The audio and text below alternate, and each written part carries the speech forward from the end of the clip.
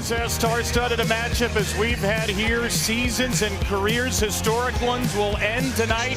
The winner to the semis, the Red Raiders and the Bruins, are ready to roll in OKC.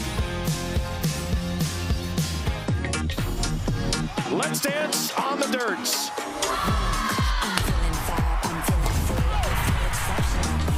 The dirt is a diamond meant for shining bright, where stars belong. Back-to-back K for Nigel. Terrific. Turn the dance floor into a runway.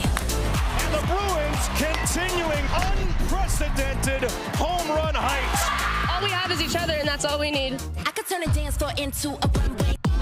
Texas Tech has embraced the role of a villain in this postseason. We just have to go out there and play for each other. Click, click, click, click. I could turn the dance floor into a runway. One loss and it's over, but oh, one swing and you live to play another day. Stand tall with style and win. I could turn the dance floor into a runway. This is the Women's College World Series.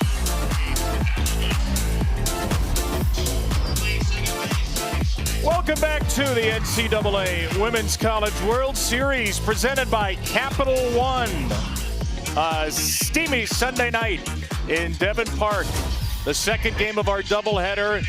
And in the opener, the defending champs backs to the wall where they are most comfortable. Katie Stewart's 3-run homer in the 6th off Jordy Fromm gave the Longhorns a 3-1 win. They would not relinquish. Tegan Cavan and Texas are back into the semifinals. They end the historic career of Jordy Fromm in the run of Nebraska, and they'll face Tennessee in the semis for a second straight year. This time the Lady Vols need just one win to advance. All three semifinal teams currently are SEC teams. Texas Tech or UCLA will join them. The winner gets Alabama tomorrow night. Thanks for being with us back in Oklahoma City. Kevin Brown, two-time All-American, Amanda Scarborough, Alyssa Lang down on the field. It's steamy, and the action today should be quite slugfesty. Texas Tech and UCLA, two of the best offensive teams we've ever seen. And again, you hate to get to this point as a neutral, but it's going to be the end of the line for some of the most historic careers of this generation. Yeah, we knew this moment was coming. In February opening weekend, we talked about what a star-studded senior class that we had coming into this 2026 year.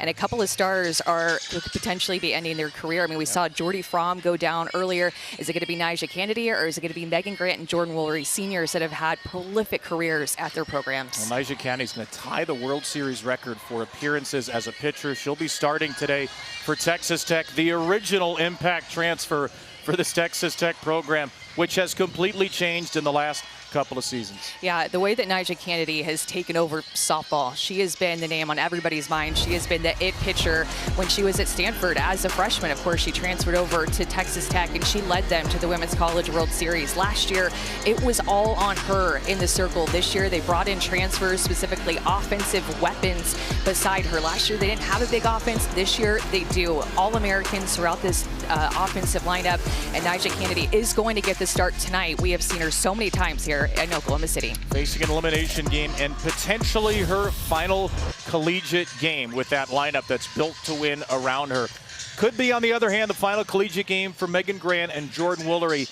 It probably won't be if they hit the way they did on Friday, an 11-0 run rule of Arkansas to stay alive for the best offense maybe we've ever seen. This UCLA offense can absolutely mash. I mean, when we watch them up at the plate, it is home run after home run. They have hit 6 here. Texas Tech can swing it too, but they've only hit 1 here. UCLA has hit 6 in 2 games, but D1 records for this UCLA offense all throughout: 206 home runs, over 650 runs. Look at that slugging percentage. This is the best offense we have ever seen, and Megan Grant has been the one slugging it out of the ballpark over 40 different times. Jordan Woolery hits behind her. These two are just two of the best to ever wear that UCLA uniform. No one's hit more home runs in a single season in college softball than Megan Grant, and Jordan Woolery, the second best run-producing season ever. These two offenses are simply two of the best to ever do it. UCLA the most runs, Texas Tech the 4th most runs in a single season in Division I history. The first ever matchup up to 600-run teams in D1 softball. Some of the sport's most epic careers will be extended or ended tonight. Win or go home for the Red Raiders and Bruins.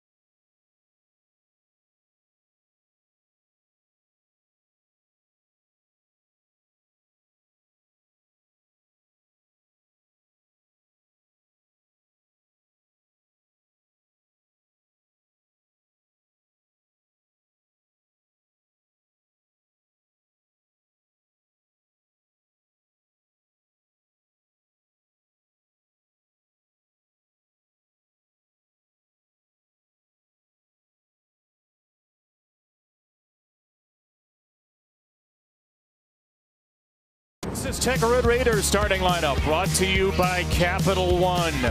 The third highest scoring team in the country, 9.4 runs per game. And the Florida transfer Mia Williams has been on a postseason tear, leading a lineup filled with all juniors and seniors until the sophomore Haley Toney in the 9th spot. Texas Tech 58-8 out of the Big 12. UCLA 53-9 for the Big 10. It's Taylor Tinsley in the circle against Williams. And away we go on a first pitch swing from Williams. Drilled off the top of the wall in center field. Inches away from a first pitch home run salvo as Williams ignites the Red Raiders crowd. Everybody better buckle up for this game. This is going to be a ton of offense. Mia Williams goes out and gets that curveball. She just smashes it. It says on the TrackMan 227 feet. That had home run potential. How did it not get out of here? She squared that thing up. And all she has to show for it is a single because she hit it so hard. Williams 3 for 5, 2 walks hit by a pitch at the World Series. And she is aboard at first as something apparently got loose in the outfield, or maybe there's an issue with the center fielder Jolena Lamar right now.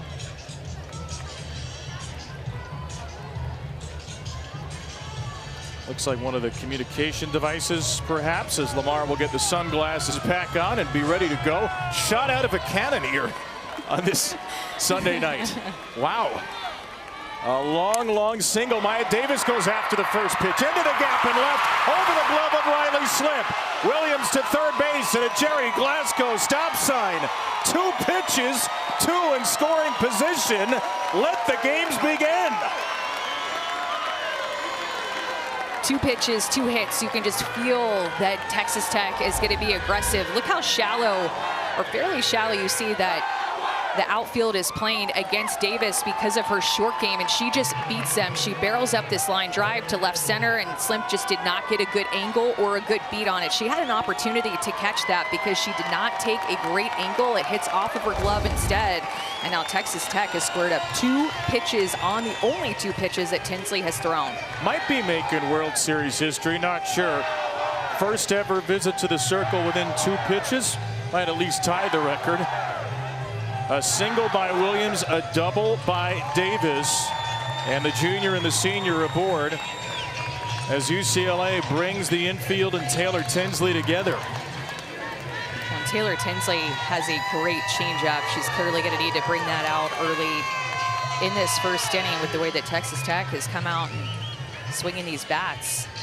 A lot has been put on Taylor Tinsley in this postseason, in this year of 2026. A couple of transfers, a couple of pitcher transfers left the UCLA program and put a lot on her. Addison Fisher transferred to Georgia, and then Caitlin Terry transferred to Texas Tech. We will see her hit in this game.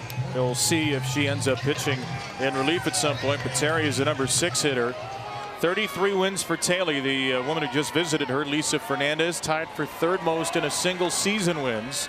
Here's Lauren Allred, who does swing at the first pitch. A little changeup. The play at first is not in time. The play at home is late. The play at third is there. Allred to first. Williams scores. Davis out at third. All 3 pitches in play, and Texas Tech gets the opening run. And this is basically like a swinging bunt from Allred. Mia Williams is so fast. She is such a good athlete. She knows that once she throws it, she can go ahead and go home. Mia Williams is such a great athlete, great dive, and Davis trying to take that backside third base. She's as well has a lot of speed, but well played by the UCLA defense to at least get one out there. What's the play there for Tinsley?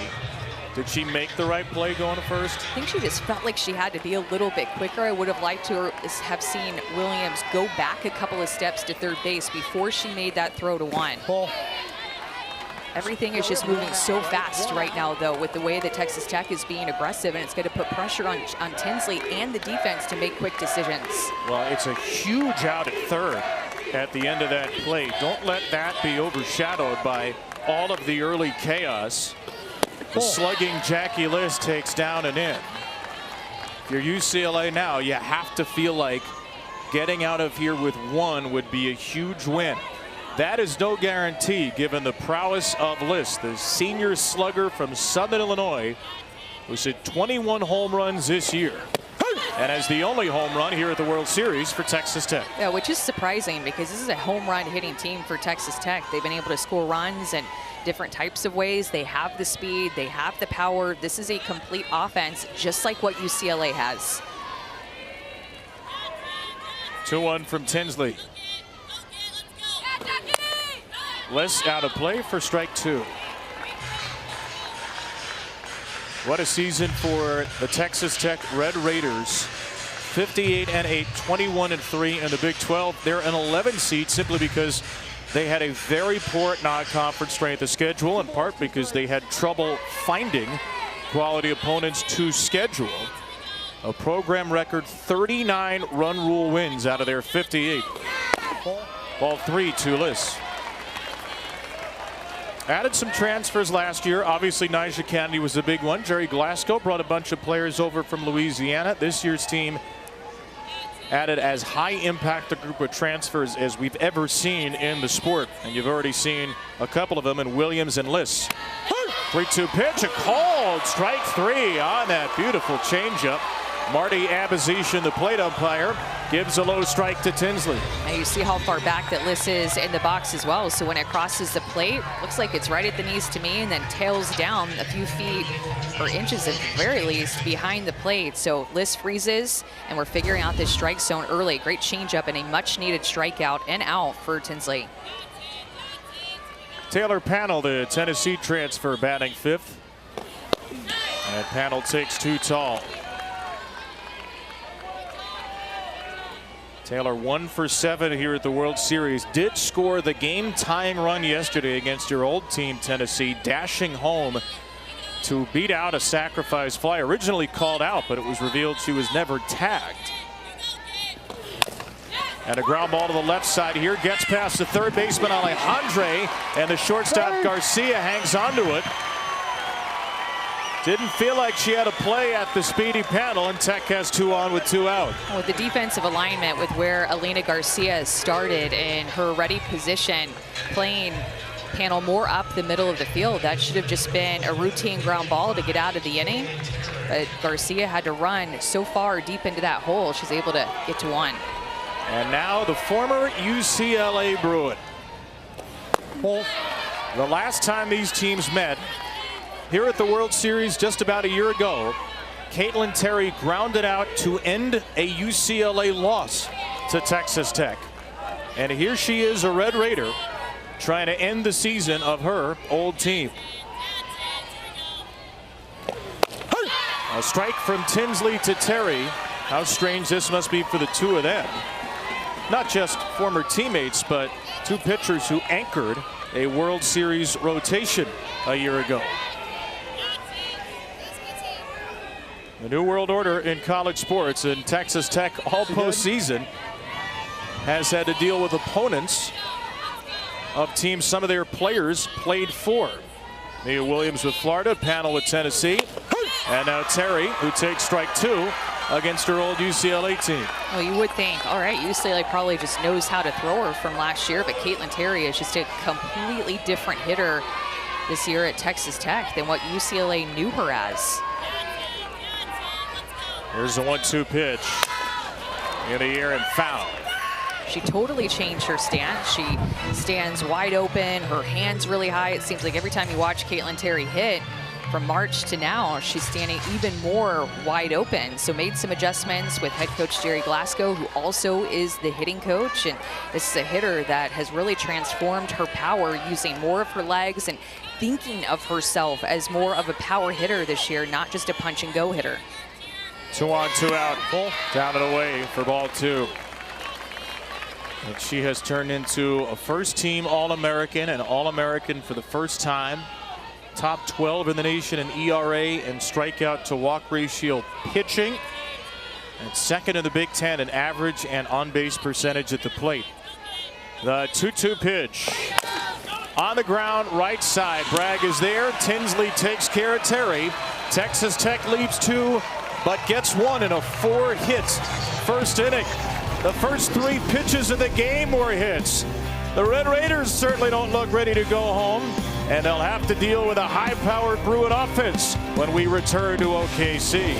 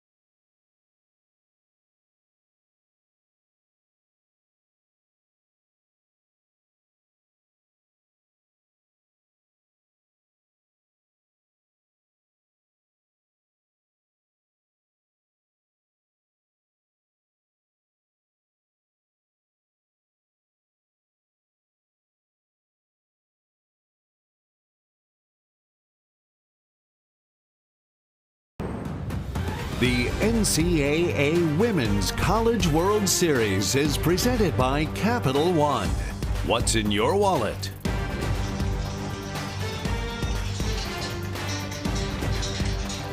Time to see the game's most historic offense. The UCLA starting lineup brought to you by Capital One. An 11-0 run rule rout of Arkansas Friday featured Megan Grant's 42nd home run. Now 5 clear the previous single season record held by Laura Espinoza. She's hit 42 home runs, and UCLA is over 200 as a team. And the Bruins are going to take their big bats and all their history into a matchup with Nyjah Kennedy. Her 17th appearance at the World Series, tying the legendary 3-time champ Debbie Doom of UCLA fame, the most pitching appearances ever at the World Series. Well, to get to see Nyjah Kennedy pitch on this field at the Women's College World Series 4 years in a row has been something so special for fans to watch. And she starts her 17th appearance at the World Series with ball 1 to Riley Slim. Not only familiar territory for Nyjah, but a familiar opponent. The 3rd straight season, the 3rd straight World Series where she's faced UCLA. She knocked them out 2 years ago with Stanford, beat them last year in the 1-0 game to send Texas Tech to the semifinals, and she can end the Bruins season and break the Bruins' hearts for a second time in 3 years. 1-1 to the All-American Slim. Ground ball over to shortstop. Haley Toney is there for the out, and that will set up the big hitters against this big arm. Well, the one thing that we've seen from Nyjah Kennedy every time that she has been here is a rise ball at 70 to 72 miles an hour up in the zone. The one thing that has gotten better all 4 years that she's been coming here is her changeup. It might be the best that she's ever thrown that pitch yet. She will absolutely need that pitch today. Megan Grant, first pitch swinging, a mile-high pop-up out of play. And the eyes of the softball world are on the 43-plus feet between Grant and Kennedy right now.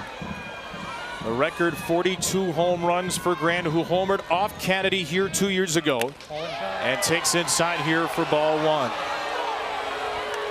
Grant has homered in 3 consecutive World Series games, and in elimination games at the World Series and in the NCAA tournament. She's been brilliant. Takes the changeup for ball 2.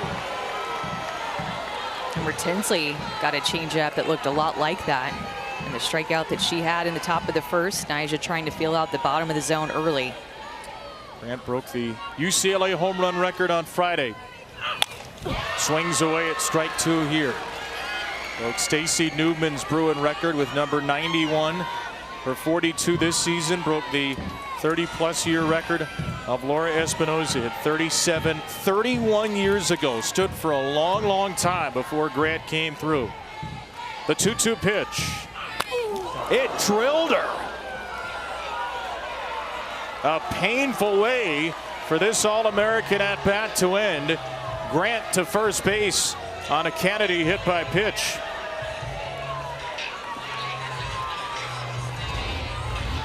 Savipula is telling the coaches to come over as that hits her on, looks like her back elbow.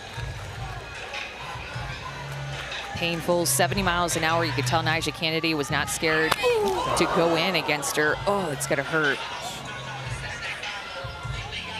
She's smiling right now.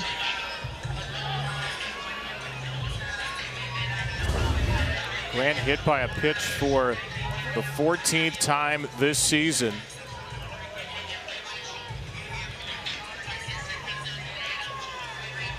First it looked like it was headed for her rib cage and ends up at the back elbow, so Megan will stay in there. It'll probably take a lot more than that to knock her out of a potential career finale. So Grant and Jordan Woolery batting back-to-back every game the last 2 years. Woolery off the end of her bat for strike one, and we have really not seen Jordan Woolery get going at the World Series yet. 1 for 5. She's been walked in, hit by a pitch. The Big Ten Player of the Year, which is amazing considering her teammates set the all-time home run record. 112 ribbies, hitting .492. And Woolery quickly in an 0-2 hole. Yeah, these two hitting next to each other, making Grant and Jordan Woolery is like peanut butter and jelly. I mean, they just go together. They just mesh. She's great at the World Series in 24 and 25, had a couple of home runs, but like you mentioned, a little quiet up to this point through 2 games. First team All-American, third-time All-American, one of the great hitters in UCLA history. And she rips this ball to center field. She's alive now. Woolery makes her mark on this World Series, taking Nyjah Kennedy deep for a go-ahead 2-run home run in the first.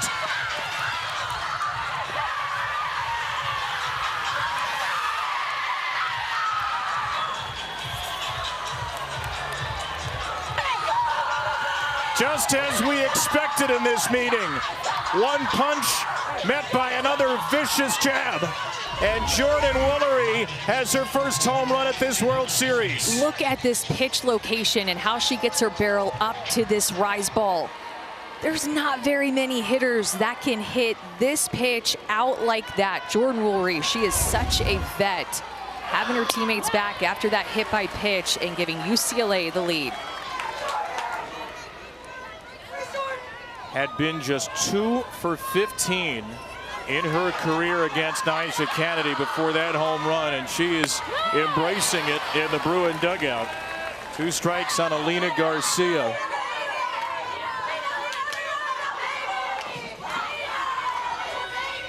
Even Kellyanne Way-Perez is smiling. I mean, that's the biggest shock of the game. The normally stoic, seated Kelly. There's always a vibe in that Bruin dugout. Always something going on in there.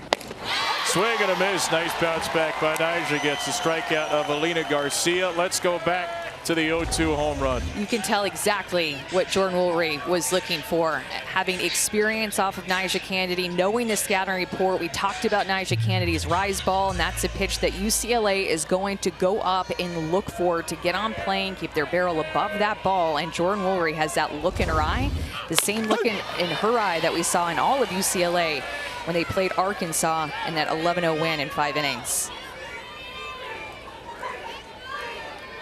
For Jordan Woolery, career home run number 78. The only active player with more is the one she drove in, Megan Grant. A ground out from Bri Alejandre ends the inning. 4 hits for Tech, only 1 for UCLA, but it was a big one. We are going to see more of this, but Jordan Woolery making her name even more known here in OKC and letting out the biggest roar that we have seen. Look at this energy. This is just the first inning so far.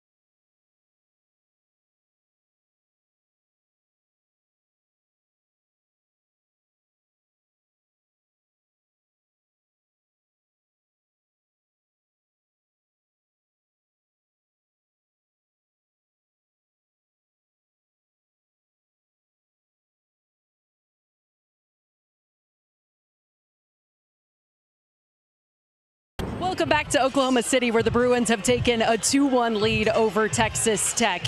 When it comes to their ace in the circle, Taylor Tinsley has thrown every single pitch for this Bruin squad here at the Women's College World Series. Megan Grant told me she gives her all the credit in the world for being a huge part of getting this team here. I spoke with Associate Head Coach Lisa Fernandez earlier today. She said this was no surprise. We knew all the way back in the fall, and so did Tins, that she was going to have to put in a lot of innings for us. She has been prepared for this mentally and physically from the very beginning of the season. She said no matter what happens today, Taylor Tinsley will be able to walk out of the circle knowing she has done absolutely everything in her power to help this team do what it's done this year. It's been an amazing run, Alyssa. We just saw some of the numbers. Some old school stuff, some Debbie Doom type stuff maybe. He's thrown every inning but 2 2/3 at the tournament for UCLA. Has thrown now 91 2/3, Amanda, of UCLA's last 100 innings, in part because the players she got out to end the first, Caitlin Terry, transferred to Texas Tech, and Addison Fisher went to Georgia. It's not that there's little pitching depth here. There's really not any pitching depth here, and Taylor Tinsley's numbers may have suffered, but her impact's been bigger than ever. I mean, Kelly Inouye Perez told us all the way back in February that Taylor Tinsley has gotten into best shape of her life and that she is going to be prepared for anything. I mean, she said that all the way back in February that Taylor Tinsley was made and ready and prepared for this moment and for all the innings that were going to be put on her. And I know you're glad that we give a pitcher a little bit of love now, because it might not happen much the rest of this game with these two offenses. She deserves it. You know, Caitlin Terry and Nyjah Kennedy have gotten to share the load over at Texas Tech. Jazzy Burns out of play for strike 2. But it is a hard position to be in as a pitcher, to know that there are some options behind you, but really you are the best option no matter what, no matter how tired you are, no matter how many runs you've given up, that you are going to be the one in the circle. And it gives you confidence to know that you have this UCLA offense to have your back. She's facing 7-8-9 here, but it's a very powerful 7-8-9. Burns, a transfer from Ohio State, had briefly possession of the all-time Big Ten single-season home run record last year, hit 25 at Ohio State. Megan Grant took that away at the end of last season. And Burns, another first-year Red Raiders, had a great power-hitting year. But she is 0 for 7 with 3 strikeouts here at the World Series. In fact, Texas Tech is coming off a 2-1 loss in 9 innings yesterday, where Carlin Pickens and Sage Margetko of Tennessee shut them down. 6 pitch to Burns from Tinsley.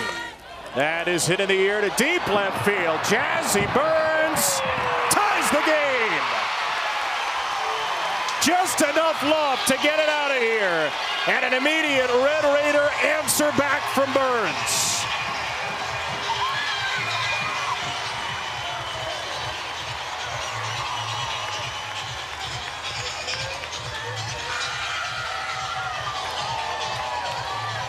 Jazzy Burns can hit it out just like that, but she has been quiet at the Women's College World Series. 0 for 7 with 3 strikeouts, and as a home run hitter, putting up big home run hitter numbers last year.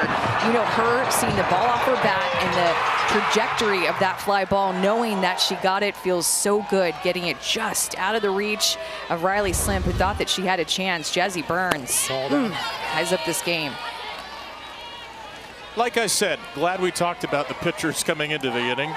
Burns 8th in the Big 12 in home runs, 9th in slugging percentage. Her first home run, in fact, of the NCAA tournament. Number 8 hitter is Laggy Quiroga, the Tech catcher. And a strike with a changeup. Well, these pitchers are going to have to be so careful throwing rise balls. Taylor Tinsley's going to have to be careful. If Caitlin Terry comes into this game, she'll have to be careful, and so will Nyjah Kennedy, of course. Of the home runs at the World Series so far, 14 have been hit out on rise balls.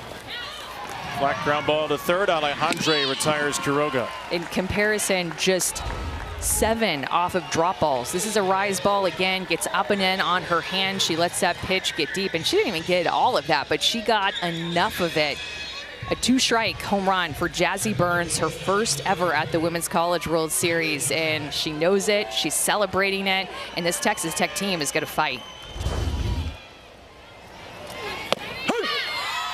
Here's the number 9 hitter, Haley Toney. Tony's first at-bats here at the World Series. Been playing shortstop, but because pitchers Terry and Kennedy often hit, she has not batted until right now.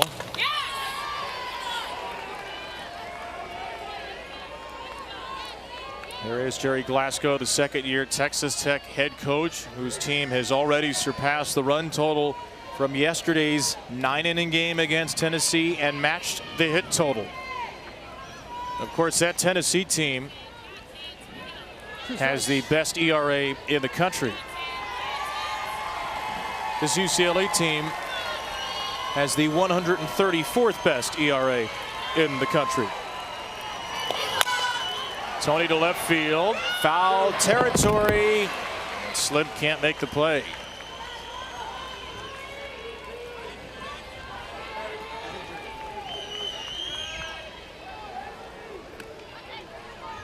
Last year these teams met in the 1-0 game, and it was a 3-1 final, and Toney had the big hit, a game-winning 6th-inning homer. She is back as a sophomore, wearing the Captain C on her jersey.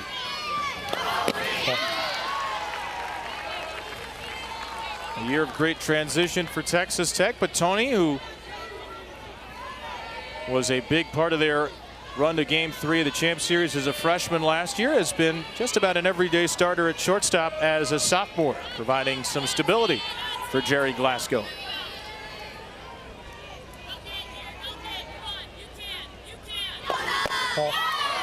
Yeah, she has some really good opposite field power that we've seen in her first couple years playing collegiately. Beautiful swing, good range at shortstop. She is just such a good athlete. In a monster tournament a year ago, only 1 for 11 in the tourney this year, and she strikes out looking on the changeup. 2 Ks for Taylor Tinsley, both looking, both on that change.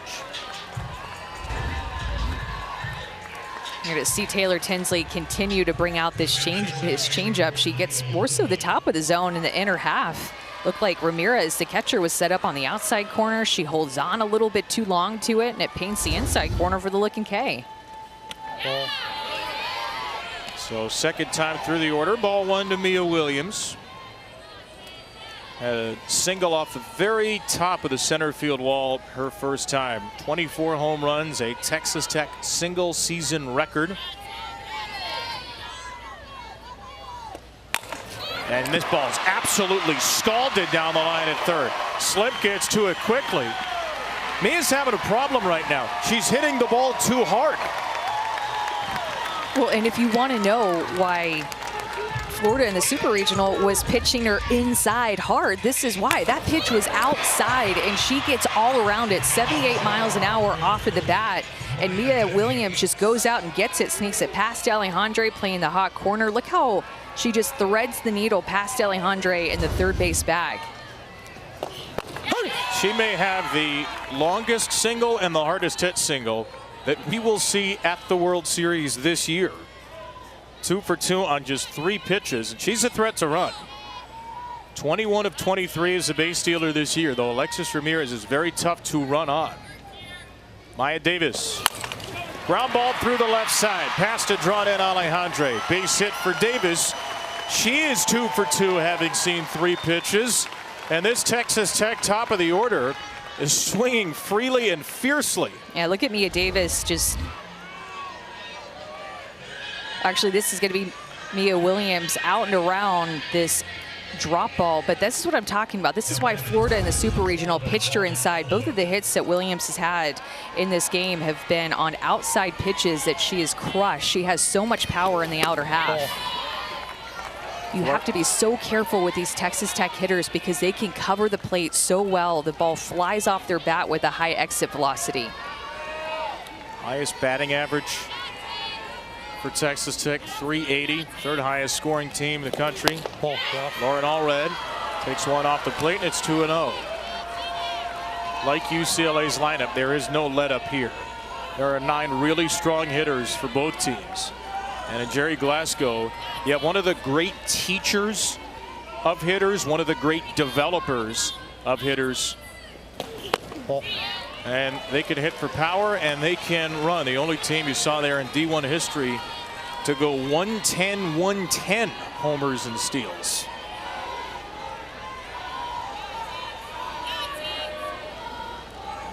.3-0 for Allred. Very patient hitter. Takes a 3-0 changeup.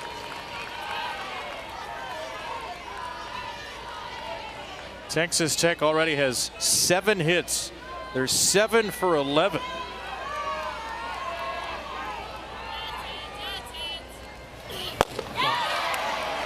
And that's an Allred walk. Mike Burwell says no swing.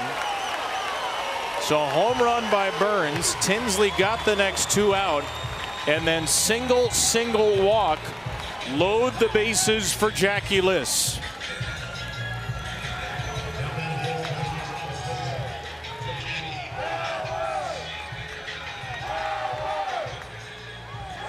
Jackie Liss, after 3 record-setting years at Southern Illinois, transferred to Texas Tech. Said she wanted to play her final year with Nyjah Kennedy, wanted to get to the World Series. She takes strike 1.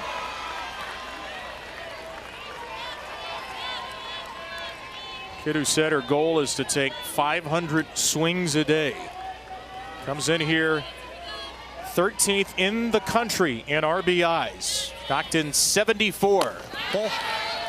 I feel like Liss has been one of those players in her career that just has completely flown under the radar, just has been underrated, has gotten hot as of late, and every year of her career she's had more walks than strikeouts. A 3rd-team All-American, ready for a bases-loaded 1-1. Did not get the changeup. Little inside, it's 2-1. 2 balls, 1 strike. A 27-pitch inning for Tinsley.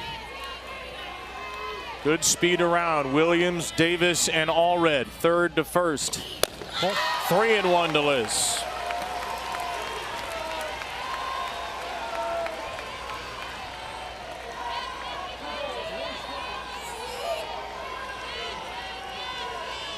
It's only a tie game. It's only the 2nd, but this feels like an enormous pitch for Tinsley.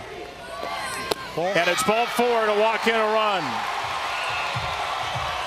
4 straight 2-out base runners. Texas Tech takes the lead right back. Jackie Liss has just been so patient, understanding the situation, the moment that Taylor Tinsley is having difficulty locating pitches through the strike zone. That's why she went through her changeup. That's been the pitch that she's been able to locate for a strike. And Texas Tech really hasn't been chasing that pitch. They don't look like they want 55, 56 miles an hour. They are looking for something more firm out over the heart of the plate and just kind of ignoring Taylor Tinsley's changeup. Lisa Fernandez, who has a very close relationship with Taylor Tinsley, back to the circle. Jerry Glasgow brings his entire team over as well. The top 4 hitters in the lineup have now reached base 7 out of 8 times. And throw in the Taylor Panel single. She's batting now 8 of 9 times on base for Texas Tech's top 5. It's a 7-1 hit column. Only a 1-run game, and here's Panel, who can really explode this 2nd inning.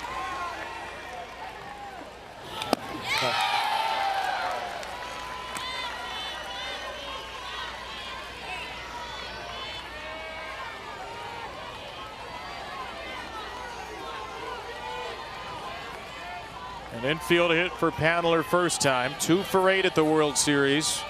A great career postseason performer. Takes ball 2.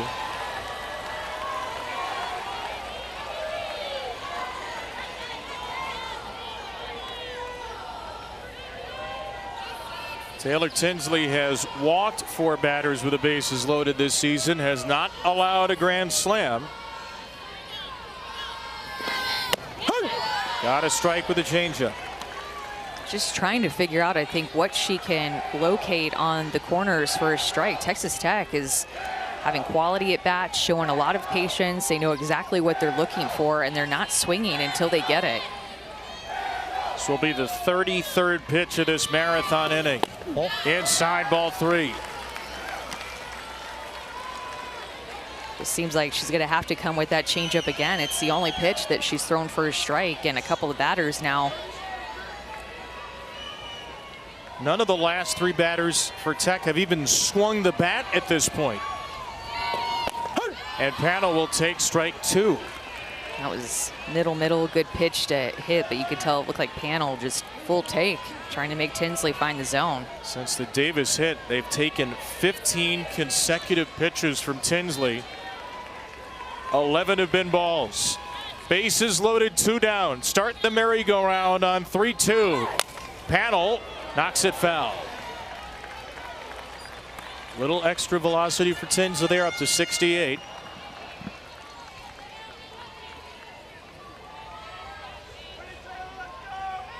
Seventh pitch of the at-bat, 36th of the inning coming.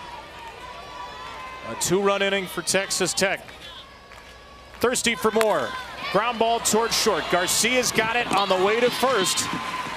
Texas Tech has stranded 5, but they have scored 3, and they tied it right from the get-go with Jazzy Burns. Her first of the Women's College World Series. Jazzy Burns, get in. It's in on this home run action. Back and forth, a punching match. This is how it's going to be all game long. Jazzy Burns, have yourself a swing.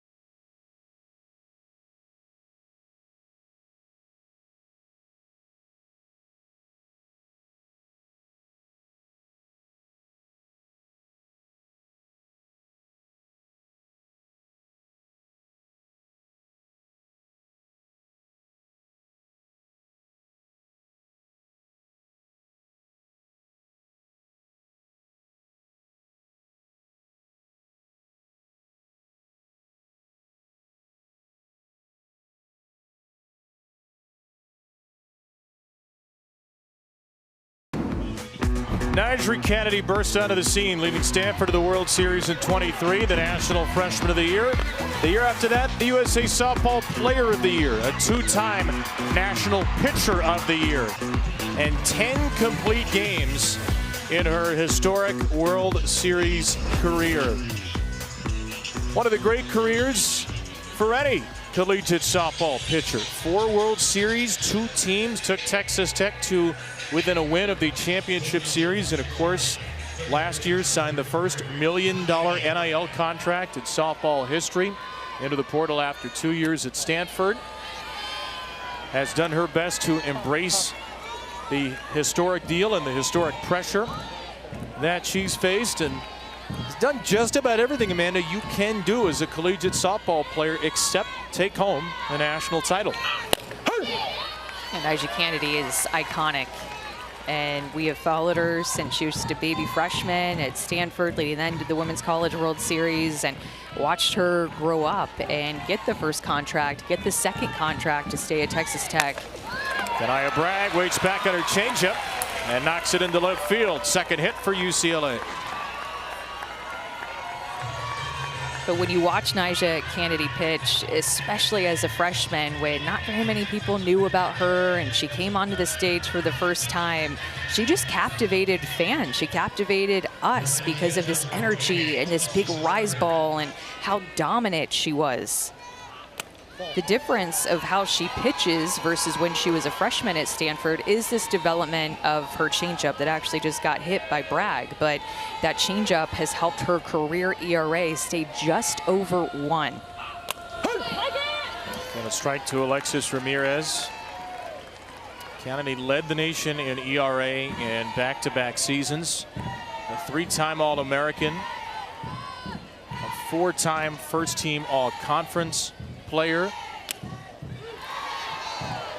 3 straight years she's been her league's pitcher of the year, or at least this season the co-pitcher of the year in the Big 12 with Oklahoma State's Ruby Malin. Fly ball to left from Ramirez, got a little under it.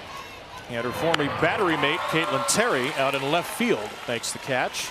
You know, you mentioned it though, the pressures and the expectations that come when you are Nyjah Kennedy. Like, it's been inspiring to watch her navigate her decisions, the big games, the pressures, and everything that came with her contract. I mean, there's enough pressure as it is when you are not making a dime and you step onto this field, and the fact that she has been here 4 times and continues to deliver with all the other outside noise really says a lot about who she is, her mindset, just the overall type of person that she is, not just the pitcher she is. 0-2 ahead of the UCLA designated player Sujin Berry.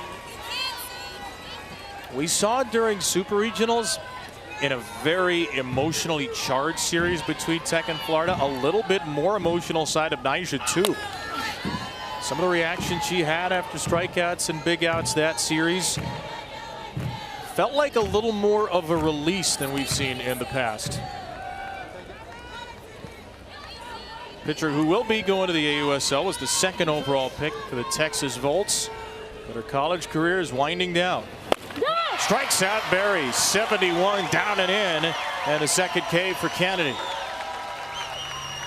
It's a good height for this pitch. Screwball in the outside corner, moves away from Berry.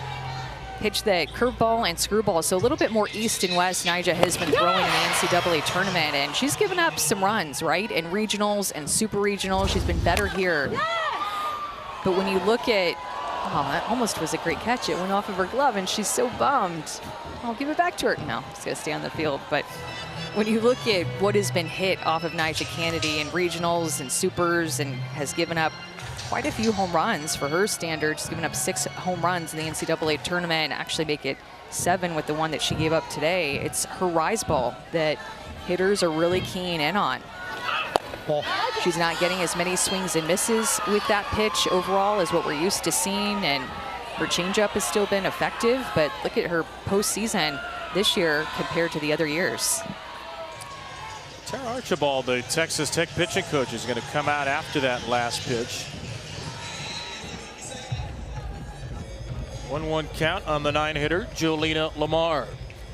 Well, these teams are trying to make it to the Women's College World Series Championship Finals, which begin in 3 days. Wednesday night, 8 Eastern, 7 Central, right here on ESPN. For more information, go to NCAA.com, your home for all NCAA championships. These teams are 3 wins away from the Champ Series. The winner of tonight's game will play Alabama, 7 Eastern, 6 Central tomorrow night. They will need to beat Alabama twice. Alabama, the 2-0 team, beating UCLA, and Nebraska will need just 1 win to make it to the Champ Series. Good visit, apparently. Nice rise ball there, in on the hands of Lamar, 1-2. And Nyjah pitched them to the finals last year, of course, with not a lot of offense, so much pressure, talking about pressure put on her. And this year, I mean, this team, this Texas Tech team was put together with a national championship or bust mindset.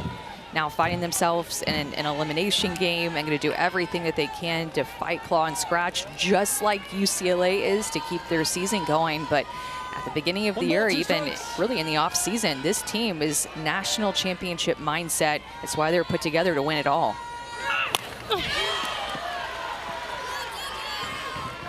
Quite literally, in the NIL world, there is a ton invested in this team. They added Williams, they added List, they added Panel, they added Terry, Burns, and Quiroga. Desiree Spearman not playing today, a high-profile transfer. Just doesn't get the call there on a pretty good-looking changeup. And Marty Abizishan not happy about what Jerry Glasgow had to say. A pitch that Jerry certainly thought was at the knees. Thought that should have been a strike and caught the bottom of the zone. Looks like Marty may have given a warning, the plate umpire. He was asking if that pitch was out because he felt like the height of it was okay. That certainly had to have missed off the plate one way or the other. And not to compare just pitch to pitch, but changeup we saw Taylor Tinsley get Jackie Lisson in the first inning. Certainly looked lower than that last one. Keeps Lamar alive on a 2-2. Bragg at first with 2 outs in the second. 3-2 Texas Tech. And that changeup is strike 3. If at first you don't get the call, try again. I love it. Going right back to it. Okay, you didn't call that one. That one was a little bit too low for you. So how about this one? I'll bring it up for you, a ball. She has such good command, belief in that pitch. On the biggest stage, she knows she can nail it. And there's the Nyjah stomp.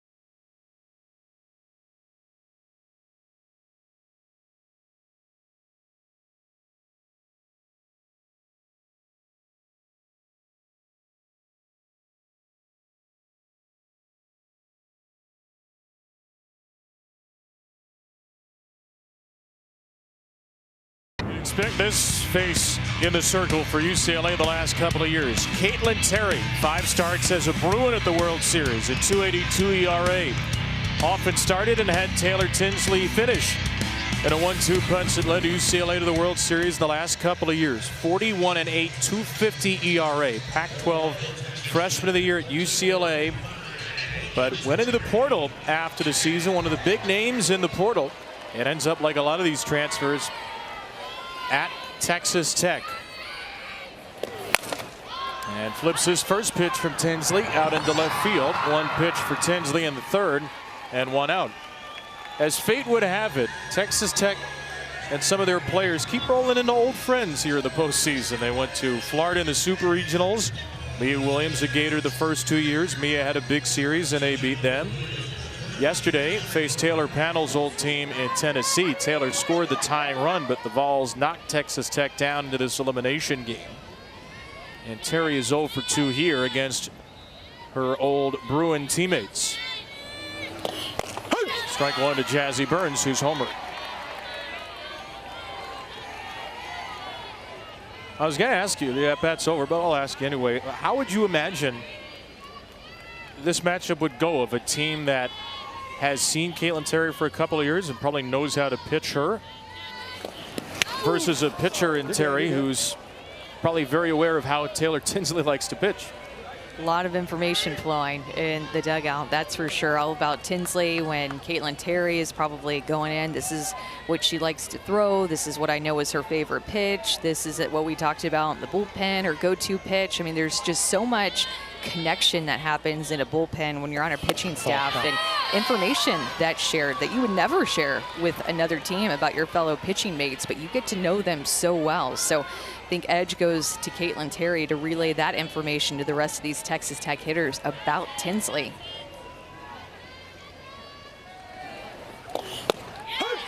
That's a critical point. She may be 0 for 2, but who better to give you a Taylor Tinsley scouting report than Caitlin Terry?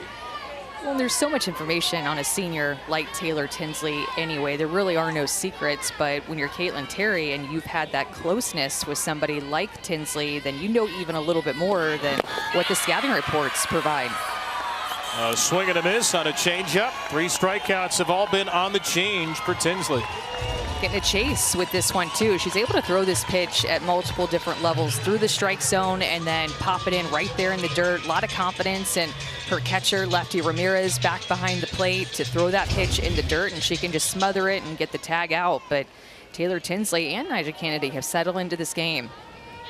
Tinsley looking for her first scoreless inning against the catcher, Quiroga, a transfer from Cal, to take strike one.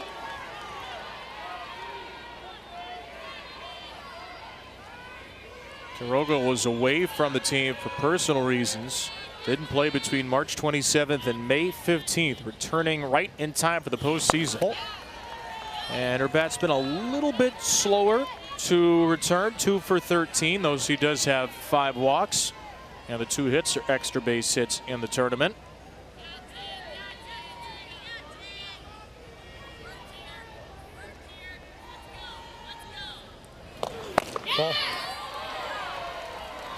And another player who's seen UCLA a couple of years ago, of course. Cal and UCLA were in the Pac-12. Missing all of April. Jazzy Burns caught some, as did Victoria Valdez. 3 catchers who rotate on this team. Everything pretty much is a rotation on this team. They have a few players who are regular starters at their positions, but Texas Tech this year has had more than 50 batting orders and 40 different defensive lineups. Been a constant shuffling of the deck for Jerry Glasgow. I don't know how much Jerry Glasgow's maneuvered around this year. That tells you 58 batting orders in now 67 games, 44 fielding lineups, and they've had 8 different number 3 hitters this year. Normally you find a number 3 hitter and maybe you make a change earlier, stick with it. He said most of the players who actually hit have batted third at one time or another. Strike 3 called, and Tinsley bounces back with a 1-2-3 inning. Good reminder that the pitchers are pretty good here too. But here come the big bats for UCLA. 3 All-Americans, Slim, Grant, and Woolery. They've all homered here in Oklahoma City.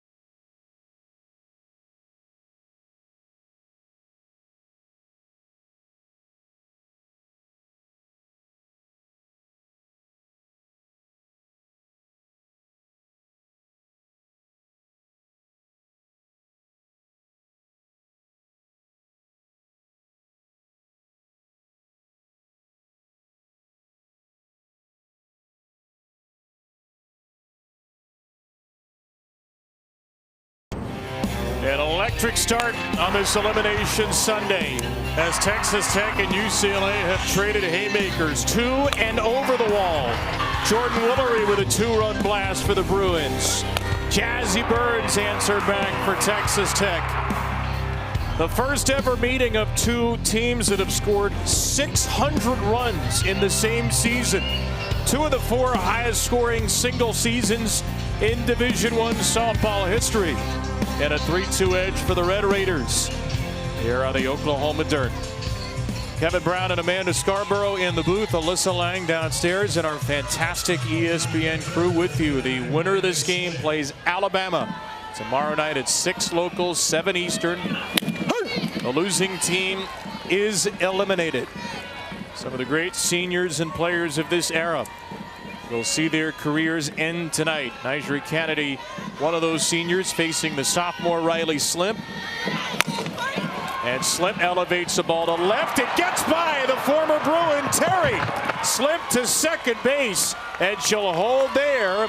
A misplay by Terry in left field turns into a Slimp double. Yeah, misplayed ball by Terry, just a tough one. You see how that line drive off the bat just drops down like a drop ball. Just misplayed, doesn't keep it in front, didn't get a good read off of it. All around tough break for Terry out in left field. And Riley Slimp is going to go ahead and make her way to second base. And Terry is going to come out of this game. Logan Halliman will go into play left field. You see Caitlin run into the dugout, and the way this team goes, you wonder, is she coming into the dugout and going out to pitch? And the answer is she'll go out to the bullpen. Yeah, it may have been a reminder that maybe Jerry Glasgow meant to do that before the inning right. started, and then the ball goes out to Terry, and he's like, I forgot to pull her to go warm up in the bullpen. This is pitcher, hitter, defender type things that happen. You know, this is how it goes sometimes. That would be a big mistake if indeed he did intend to do that. We don't know if it was reactionary. But get ready here for the constant lineup shuffling for Texas Tech. So Halliman comes into play left. The Red Raiders also have a new catcher in this inning. Quiroga struck out to end the 3rd inning. And Texas Tech has Victoria Valdez back there. They really like the chemistry between Nyjah Kennedy and Valdez, who was her primary catcher last season. So Megan Grant is the batter. And here we go again for the single season home run leader. Hit by a pitch her first time. Grant ropes it foul, and it's 0-2. In elimination games in Megan Grant's career. Pretty darn good on this stage. Only strikeout 2 years ago against Nyjah.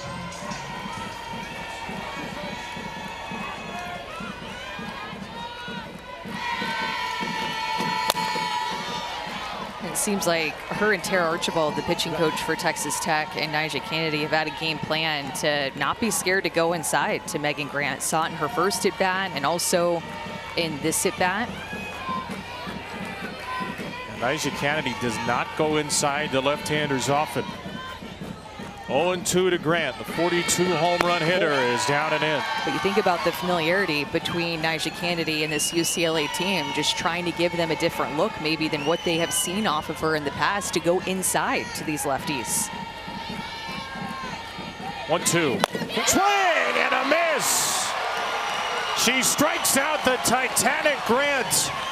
Only the 13th time all season Grant has struck out. Look at how this changeup just floats in here and how fooled Megan Grant is. Way out in front, thinking that that is 70, 72 miles an hour on the outside corner, but Nyjah pulls the string for the strikeout. Now the home run hitter, Woolery. Jordan Woolery homered on an 0-2 rise ball. Laura Espinoza, who had the home run record, still has the RBI record at 128. Woolery's up to 114. And this season, opponents are hitting .091 with 2 strikes against Nyjah. In an 0-2 count, Woolery elevated for her 35th homer. See, she's getting a lot of down, a lot of changeup, even though that was up in the count. Again, off that rise ball, she still throws the changeup, but it's up in the zone, and she takes it. Green light, 3-0. Yeah. You're right. And Nyjah knew it, I mean, and so did Texas Tech. When you're smiling like that and feeling that good in the box and what could be your last game, this senior and her career that she's had, how clutch she's been, I think you just let her swing at whatever she wants to. And another changeup. Top of the zone this time. It's 3-2. Kennedy trying to get in Woolery's head here. Go back to it again. A payoff pitch. Outside ball 4. How about that vicious Woolery roar? And the smile returns to her face as the Bruins get 2 on their first walk of the game. That was a great at bat. After how Nyjah Kennedy was feeling that changeup, I would have gone right back to it. Instead, she goes with the curve. It curves off the plate, and Woolery is just as fired up as when she hit the home run in the first.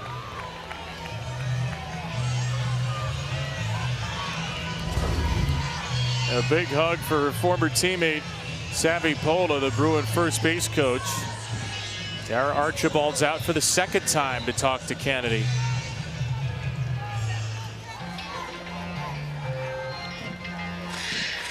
ESPN is the home of MLB.TV. Stream every out-of-market game live or on demand using the ESPN app. Blackout and other restrictions apply. For more information, go to ESPN.com/MLB.TV.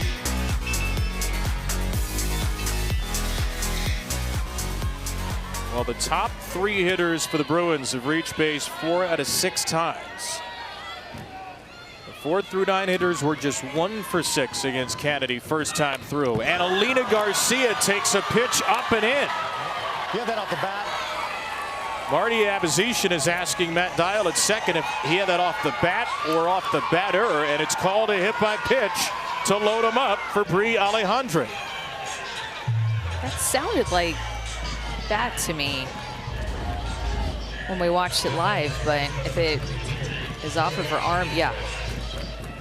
Hard to tell, trying to go up and in. That sound was so loud as if it was off the knob with the bat. Garcia also took it like a champ. Bases loaded for Alejandre, the freshman phenom, and she is hit as well. Back-to-back pitches. Kennedy hits Garcia and Alejandre to force in a run. She's hit 3 Bruins in the game, and she may be out of this game.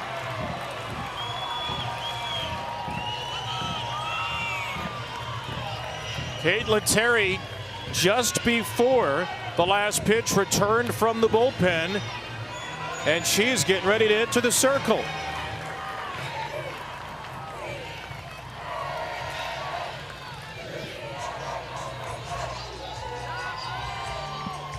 Just the 3rd time in Nyjah's career she has hit 3 batters in the same game.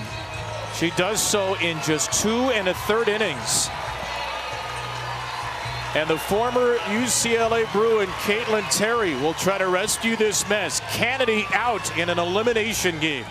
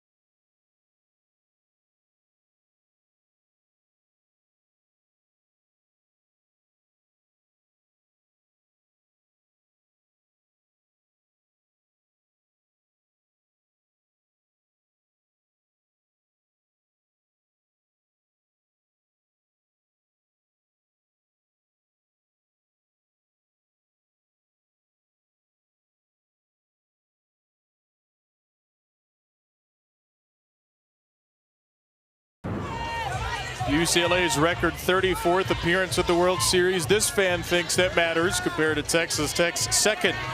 Tradition over trending, some unusual Bruin magic here. Caitlin Terry, who's been on the other side of Bruin magic, is on to face her old team in a 3-3 third inning tie with the bases loaded in a World Series elimination game. No pressure, right? No pressure at all. Bringing the lefty in, she has had a heck of a year in the circle and as well at the plate, contributing like we already talked about with the power that she has come up with at the plate, but a sub-2 ERA, 24 wins, and has been a great compliment to Nyjah Kennedy to take a load off of her this season. Bases loaded for Kenia Bragg. By the way, that was one of the great recent Bruins, Aaliyah Jordan, holding that sign, who knows a thing or two about tradition. Bragg a base hit against Kennedy, her first time. 3 on, 1 out. Strike 2 from Terry. Nyjah Kennedy can re-enter this game, but that is the line at the moment. The first time in her 4-year career she's hit back-to-back batters. 0-2 from Terry to Bragg. And Terry's going to come with some good velocity, of course. Give a different look because she's coming from the left-hand side. Great arm speed. Whenever she works through her pitch, she'll have a rise, curve, drop, and changeup that she will work in ever so slightly. Not going to throw it a ton. UCLA, a nation-leading 15 grand slams. Bragg just trying to fight her way back here, though, on 0-2. And she strikes out swinging. A Terry takedown to hold the bases loaded on out number 2. She just goes out and attacks Bragg. She finds the strike zone early. She finds it often, strikes her out with this screwball. She can really move the ball around, Terry can. A lot of different tools that she can go to at any given time. Alexis Ramirez. Remember, UCLA loves to have Ramirez call pitches. So Ramirez has called a lot of Caitlin Terry's pitches. Painting the corner to these righties with her screwball, just snapping that pitch off. And for a smaller statured pitcher, Caitlin Terry can still bring it. It's 70 miles an hour. 1-1, the former battery mates in a bases loaded spot.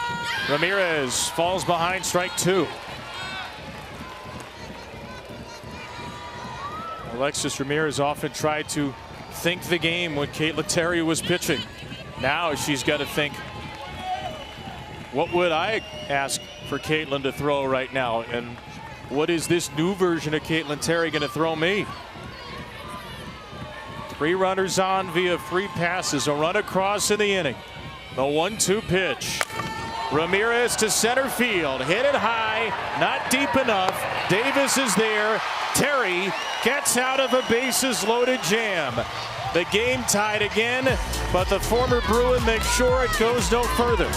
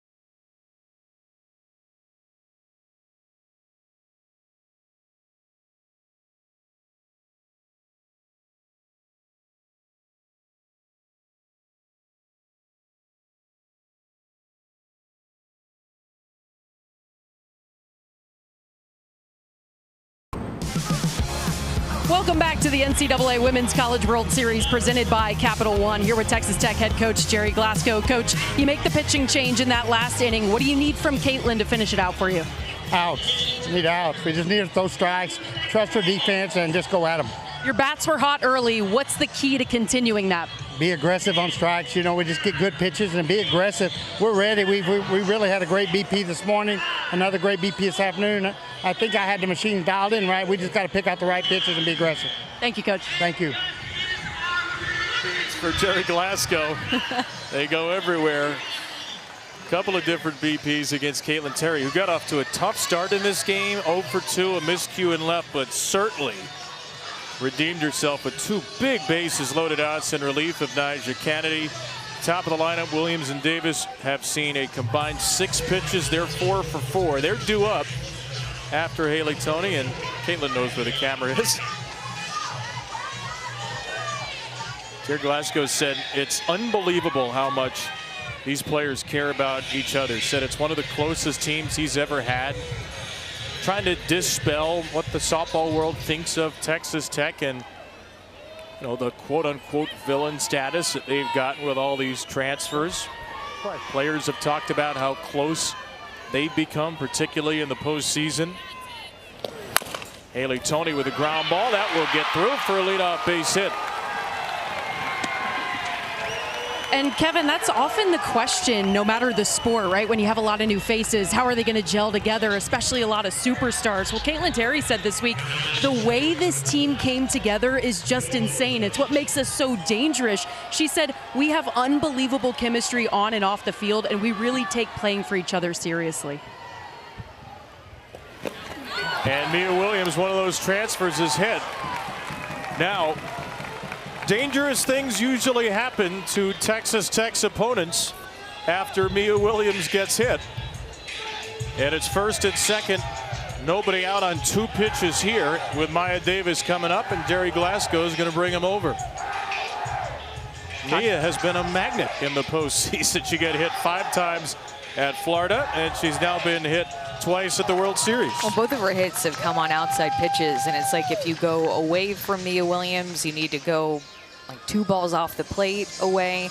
And if you go in, you have to go hard in. She has so much power. She's very difficult to pitch to, and she's really started to hit the inner half better this year than what we saw her hit at Florida when she was there for 2 seasons. A home run hitter there, but a more well-rounded hitter, I would say, to be able to hit different types of pitches in different parts of the plate than her first 2 years as a Gator. First 61 games hit by a pitch just 4 times.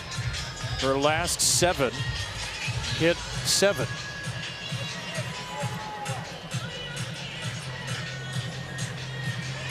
So 2 on, nobody out for Maya Davis. Davis has the most hits of any active Division I player, 351.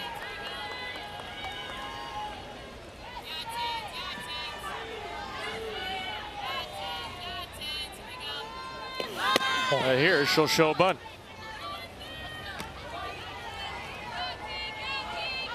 This doesn't happen a whole heck of a lot. In fact, Davis does not have a sacrifice bunt this season, and Texas Tech only has 11. Corners are way in. Davis swinging away, ground ball to Bragg at second. Felt like the only play she could make with the infield drawn in was at first, so it's not a sac bunt, but it works as one. Toney to third, Williams to second, 1 away. Especially with speed at the plate, speed on the bases, really only one option, as you mentioned on that play, just to get an out any way she could. Take the easy out. Lauren Allred, an infield single and an RBI, little dribbler, and a walk in the game. Moved up to the 3 spot today. Allred leans back on one to left. Slip makes a catch and foul ground. But that will score Toney and a sac fly. It's 4-3. Texas Tech. Not the most memorable sac fly of Lauren Allred's World Series career. She had the game winner against Oklahoma last year to send them to the Champs Series, but a go-ahead one in an elimination game.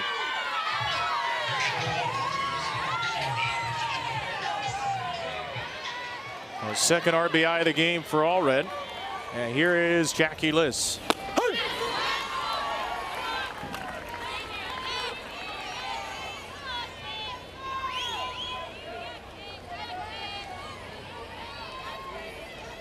Strikeout and a bases loaded walk for Liss.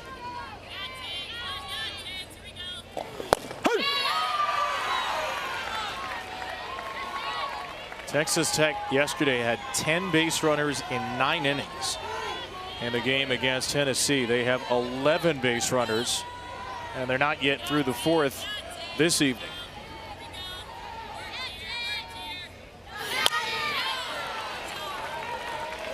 Jackie Liss is not going to be an easy out with a runner in scoring position. Even with 2 strikes, she hardly ever strikes out. Good 2-strike hitter, sees pitches deep, and you look at her, reminds me of Brooke Wells at Alabama. Does not have a stride, really short to the ball, allows those pitches to work themselves deep. Her strikeout in the first was only her 12th of the year to 43 walks. Team leading .548 on base percentage for Liss.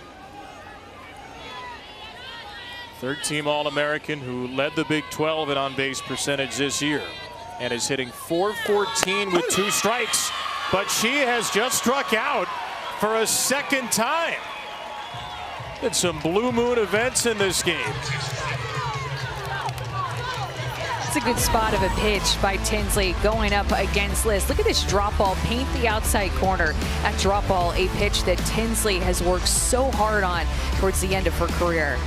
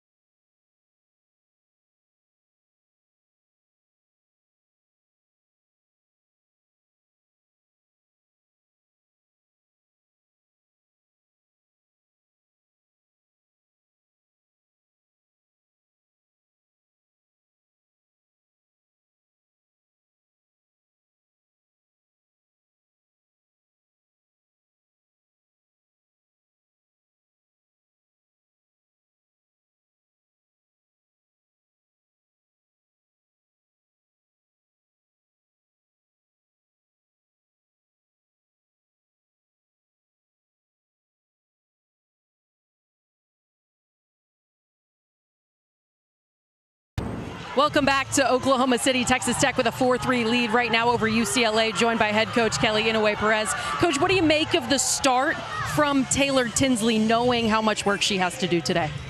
The fact that I started her? What do you make of the way she started this game? Oh, well, I mean, we're here to compete. We're just going to play an inning, wipe it, play an inning, wipe it. We said we're going to throw punches down to the last one. I told the team, we're home team, so we're going to get the last one today. What's the biggest difference with Caitlin Terry out in the circle, a name you know very well? I'm really going to focus on how our quality at bats, like our goal is to touch first base. And if we put ourselves in a position to get good pitches, you know, we don't want to stretch the strike zone. We're really going to focus on having quality at bats, and we're a contagious offense. We've got to start catching fire, but it starts by getting somebody on first base. Thank you, Coach. Absolutely, thanks. All right, a former Bruin there, but Kelly Inouye-Perez thinking about the Bruin bubble. What do we need to do well, whether it's a former teammate or not? Top 3 hitters have been productive today. Slimp with a double, Woolery with a walk and a 2-run homer. Rest of the team, not so much. And Tinsley has struck out 5, allowed 4 runs in 4 innings. Caitlin Terry is going to face 8-9-1 here. Sujin Berry as Terry misses low to Berry. And Coach Inouye Perez had said that in the post-game presser after the Arkansas game, that we are a contagious hitting team. She felt like in that game where they scored 11 runs, they were loose, they were disciplined, and love the experience that the young players on this team are getting. I think that you lose sight because we talk so much about Grant, Woolery, and Tinsley, but this is a young UCLA team, and she loves that the young Bruins are experiencing this Women's College World Series for the first time, and really feels like it's a strength of their program that freshmen come in and play right away. We've seen that year after year at UCLA. They recruit very well. They get freshmen to come in that are big-time difference makers and ready for the big stage. 61 of those record-setting home runs, now 207, have come from freshmen. 2-2 for Berry. This is a young team. Grant and Woolery are the only two seniors in the UCLA lineup. So they could have a pretty amazing group of players returning next year. Terry with another strikeout. 3 up, 3 down with 2 Ks out of the bullpen. Really like the way that she's attacking the strike zone. Goes to a backdoor curveball here, lefty on lefty matchup, and look at how this curveball actually ends up looking at it right over the heart of the plate, but it starts at Berry's hip, crosses across the middle of the plate, and gets a swing and a miss through that backdoor action. Jolena Lamar, freshman homer the other night.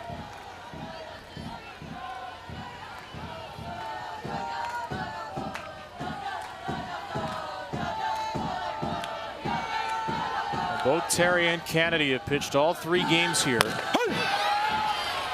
days of Nyjah Kennedy being the one and only workhorse ended this year. Kennedy had a stretch between the end of 2023 and the end of last season's Champ Series where she threw 9 complete games in a row for her teams. And it was very important for Jerry Glasgow this year to get another pitcher to help take the load off of Nyjah. In that stretch, she threw 997 consecutive pitches for her teams between 2023 with Stanford and 2025 last year. 1 inning, 5 runs in the decisive Game 3 against Texas. She was taken out. Much different this year with Terry, who statistically has actually been a better pitcher. Now, fewer innings, but a 1.67 ERA, a little bit better than Kennedy's 1.74, and she has been a little more effective in the postseason. That's a big drop for Nyjah Kennedy. 69 fewer innings compared to last year. When going through Big 12 play, it was kind of looking like, with the way that Terry was performing in conference, that she was going to be a candidate for Big 12 Player of the Year. Being able to pitch it, being able to swing it, and especially because the 10 home runs that she's hit, that power started to come on within Big 12 play. She was a slow start with her home run hitting self, was hitting for a high average, and then added that power, that pop. But that's just how fantastic that Caitlin Terry has been, and how big of an addition that she has been to Texas Tech, to be able to take some pressure off of Nyjah Kennedy and not have to pitch as many games. Now, at the same time, I do wonder if you're Nyjah Kennedy, who's used to taking such a big load, how does that affect you? Sure, it's great to have some help, but there's something to being a pitcher, wanting the ball, wanting to pitch all these innings and all the big games throughout the year. 7th pitch to Lamar, and down she goes.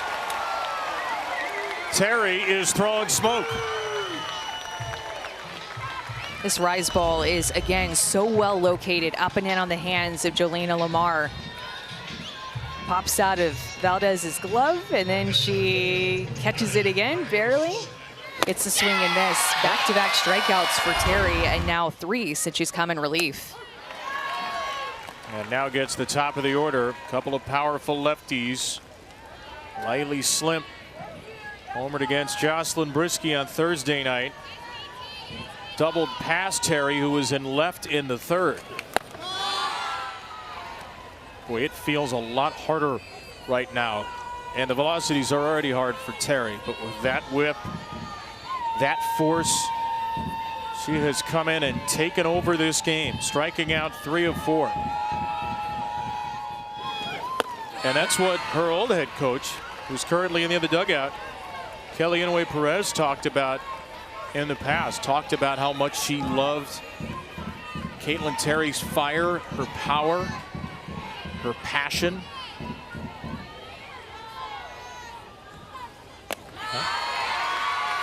Ball's behind, 3-1. In fact, she told us at the World Series last year, Kelly, that Caitlin Terry reminded her a lot of Rachel Garcia, how unfazed Rachel would get in the circle.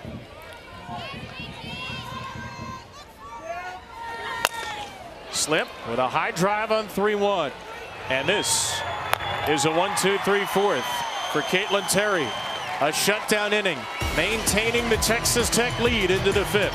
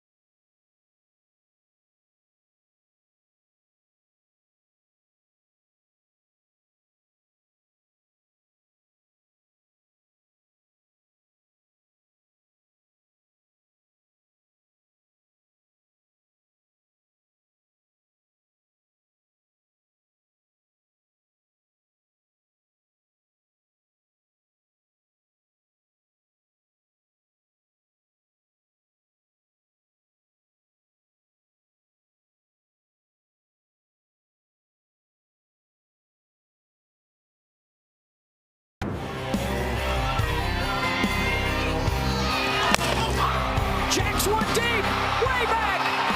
Katie Stewart sends it out for Texas, and she'll touch them all.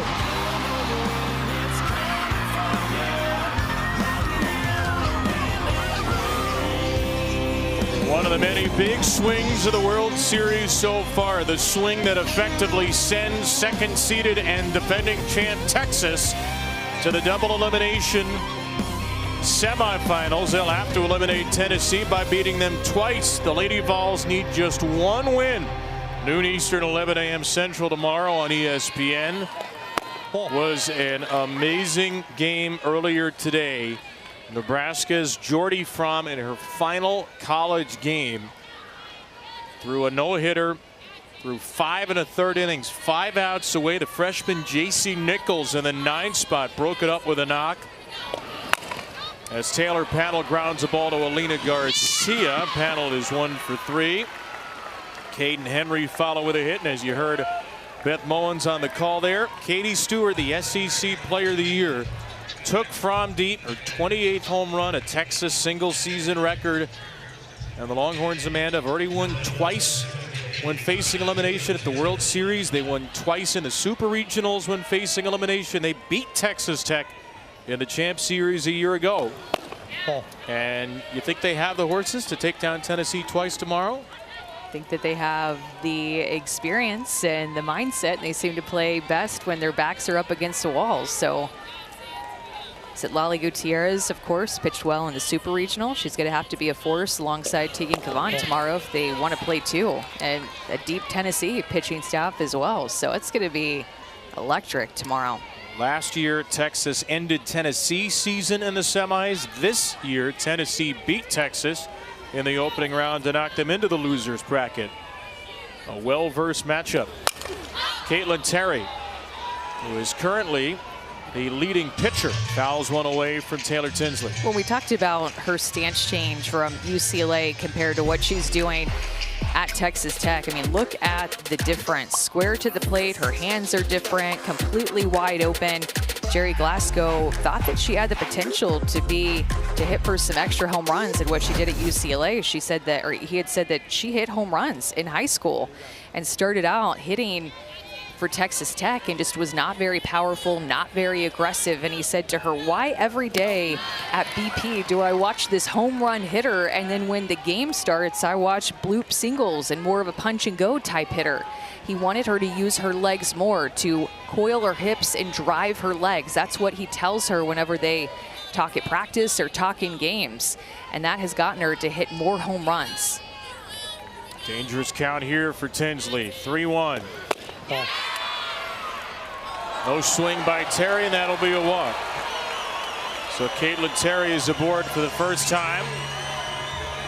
School record 37 game on base streak this year. She is aboard with a 2-out walk, or a 1-out walk, beg your pardon, for the home run hitter for the second, Jazzy Burns. Well, just to put a bow on what Jerry Glasgow thinks of Caitlin Terry, he thinks that she can hit 20 home runs next year. That's the type of power that is in that smaller stature, and with his help and leg drive that she can provide with his coaching, thinks that she can do it.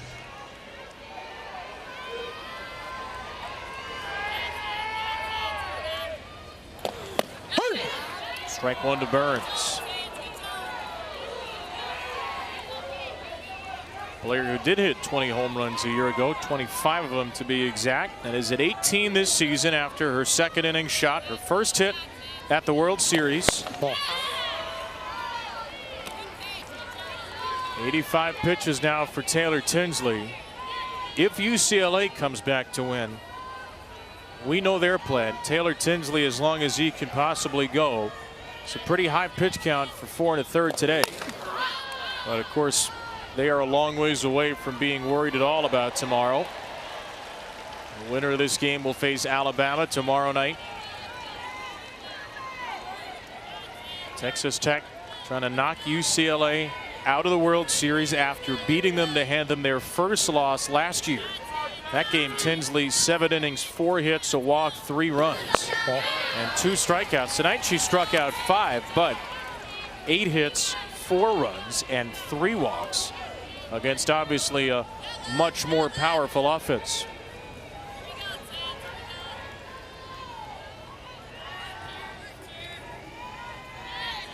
One on, 1 out for Burns.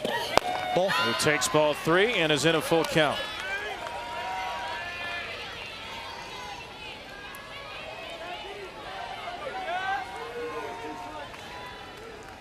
Already the 7th 3-ball count for Tinsley. Terry, the runner at first, on 3-2.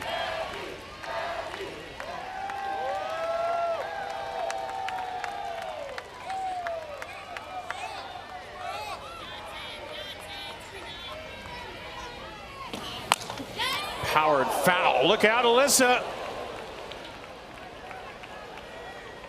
All good? Is the guy next to you good? I think he took a ricochet there. One of the cameramen down there. Yeah, I think he's got a little bit of a bruise. I hope he's okay. We're going to have to get Dr. Lang on the spot. Fouled away again. Jazzy Burns, of course, hit that home run, and the second, her first home run that she's hit at the World Series, and striking out a little bit here. 4 strikeouts at the World Series for Burns, who is a home run hitter, but able to hit a rise ball deep. Struck out on a changeup. Powers another one on play. Good catch by a happy Texas fan.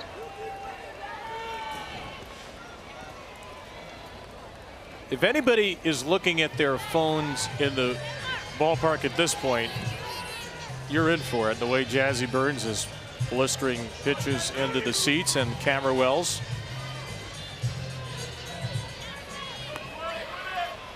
Pitch number 9 coming. 4-3 Tech in this elimination game. That might be a fair ball. Into the right field corner. Grant's got it up against the wall. Terry takes second as Burns just missed a 2-homer game. Well, and the wind is blowing a little bit toward left field. I think it knocked it down just a little bit. Here late at the park, we don't see as much wind, but it is blowing more toward the left side. That looked like it had the distance to potentially get out of here. That little bit of wind, it hung up there, and I think knocked it down a little bit. Victoria Valdez. First pitch swinging into left center field. Who's going to get it? Oh, it's slip. Another outfield collision. We've had several of those here at the World Series, and Slimp hangs on for dear life in a scoreless 5th. It's a 1-run game with a best 1-2 punch in a single season in college softball history. Coming up, Grant and Woolery.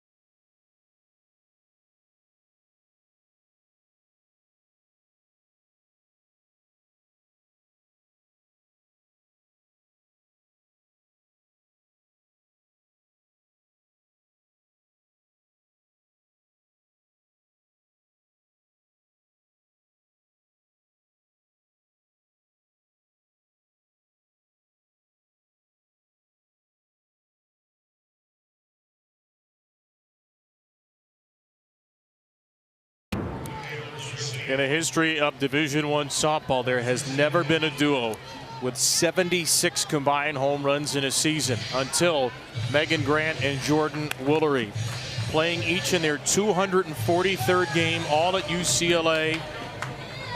Both All-Americans, both first-team All-Americans in back-to-back years, committed to UCLA way back in 8th grade. They have been as close as can be since they were 12 years old. And you may be looking at the final at-bats, depending on how this game goes, for this historic All-American duo, Grant and Woolery. They need to win this game to extend their careers, and they need to solve their former teammate, Caitlin Terry. Remember, they told us there was a time their sophomore years where Kellyanne Perez made the mistake of not putting them back-to-back in the lineup. They went 2 for 8 and made sure that their coach knew about it the next day, saying the vibe was just off. So we had to go and talk to Coach I about it. Well, Grant has already struck out once in the game, only her 13th strikeout of the year. That was against Kennedy. She is in an 0-2 hole here against Terry. Perfect in an inning and 2/3. And Grant sends a high fly ball to left field, shy of the warning track. The new left fielder is Michaela Garcia, and she retires Grant. 0 for 2 in the game and hit by a pitch. UCLA will need another base runner to make sure Grant gets another at-bat. And Jordan Willery gives a point as if to say, I got your back. She had her back after Megan was hit in the first inning with a 2-run home run. She walked the next time up. Terry and Willery, a couple of All-Americans. Her home run was off of Nyjah Kennedy on an 0-2 rise ball that she just went up and got it back in the first inning. Followed up a hit by pitch to Megan Grant, her best friend, and then a 2-run home run for Willery with a ton of emotion. Ground ball down to third base. Panel backs up. Panel throws her out. Caitlin Terry looks like she's hardly breaking a sweat. She gets Grant and Willery on just 5 pitches to kick off the 5th. I really feel like an outing like what Caitlin Terry has come into against her former team and the situation that she came in on. She came in with the bases loaded and just 1 out, and she just has not looked fazed by the moment at all. And a bulldog in the circle. Several strikeouts, finding both sides of the plate. She's been hit around a little bit, and so has Nyjah Kennedy in the NCAA tournament, but you would never know it with the mindset that Caitlin Terry has entered in relief. 1-on-1 to Alina Garcia, who's got 5 home runs in now 8 games in the NCAA tournament. The redshirt freshman Garcia against the junior Terry in a 1-run game in the 5th. In on her hands at strike 2. She just continues to throw with good velocity too. Thinking maybe she was just amped up when she entered into relief, Caitlin Terry, but she's throwing 69, 70 miles an hour, not scared to go in on these right-handed hitters' hands, but then also spin her screwball away from them. Looking for another perfect inning. Pitcher who came into UCLA as a rise ball pitcher, developed a drop ball with Rob Schweier, the UCLA pitching coach. Lisa Fernandez helped her a lot with that as well. Garcia spoils a 2-2. And there have been some mistakes that Caitlin Terry has thrown out over the heart of the plate. Like that last pitch was pretty middle. But I think because she's mixing so well and these UCLA hitters are just a little bit behind, they're missing those pitches, not taking advantage of them. The 6th pitch to Garcia. Just off the corner in ball 3.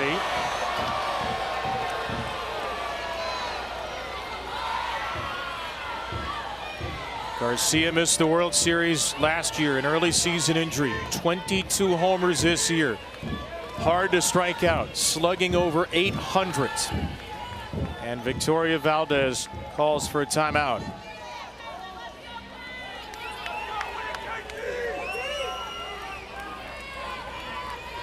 A payoff pitch to Garcia.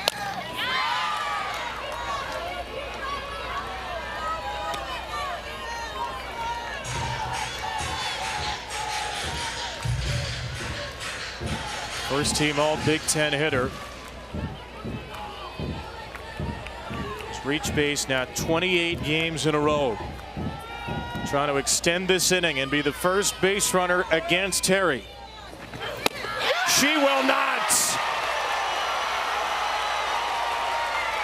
Caitlin Terry owns the circle. And right now, she owns Oklahoma City. Doesn't look like she is feeling any nerves at all. Elimination game.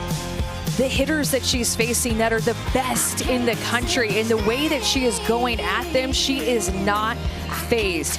Caitlin Terry entered in relief, and the momentum shift in this elimination game.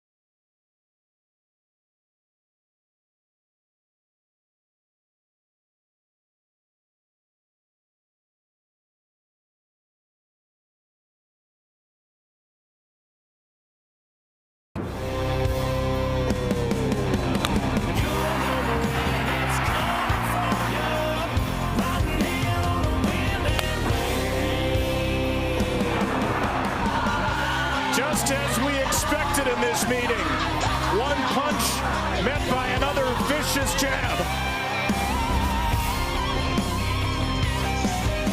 It looked like we might be in for a real high-flying affair early, but the pitchers have settled this game down some. An elimination game on a Sunday night.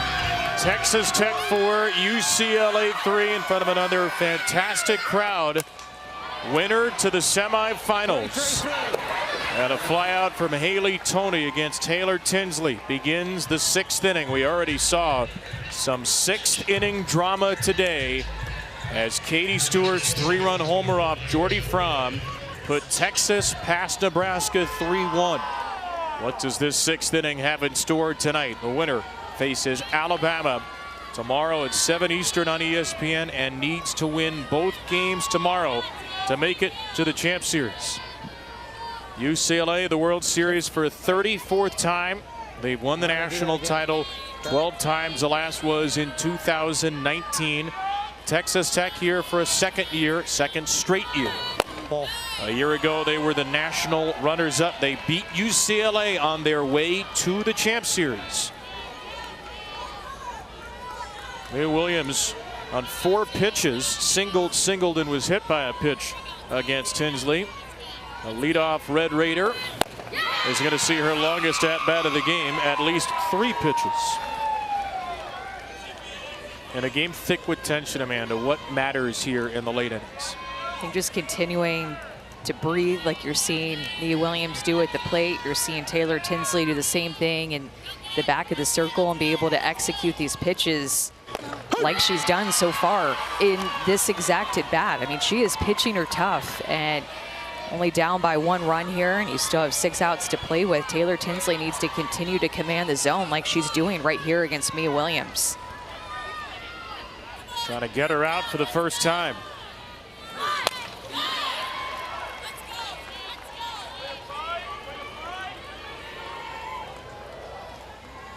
Texas Tech with 16 upperclassmen on this team. 7 seniors, 9 juniors. Not a ton of experience as a program, but a ton of big game experience with these players, including Williams, who had been to the World Series with Florida. A 1-2 for her. Mia grounds it off herself. And it's amazing to think about what Texas Tech was just 2 years ago. They were the first team out of the NCAA tournament that year. They hired Jerry Glasgow. They've obviously gone all in the NIL world and the portal. There is only 1 player remaining from that roster. That's a complete flip in 2 years, except for player who's played a couple innings in left field today but is not bad at Logan Halliman. Otherwise, Jerry Glasgow has changed the entirety of the Texas Tech roster. And they are on the scene now as one of the sports national powers. 2-2. Fly ball blasted to center by Williams. It's got the height, it's got the distance, and Texas Tech has the insurance. Extending her school single season record, number 25, and it's 5-3 Red Raiders.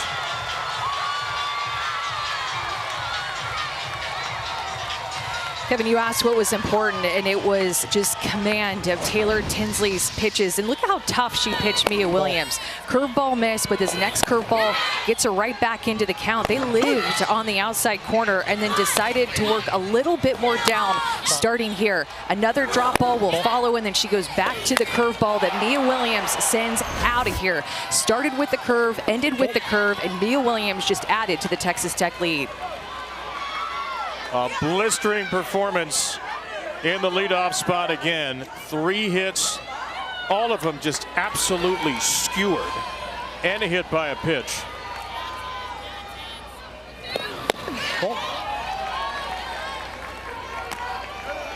And 2 runs doesn't often seem like a lot against UCLA. The way Caitlin Terry's pitched, 2 runs feels like, if not an insurmountable gap, nothing is with UCLA, an awfully tough mountain to climb. Just in case, though, there is a backup plan. Nigeri Kennedy, who started this game, getting some throws in the Texas Tech bullpen.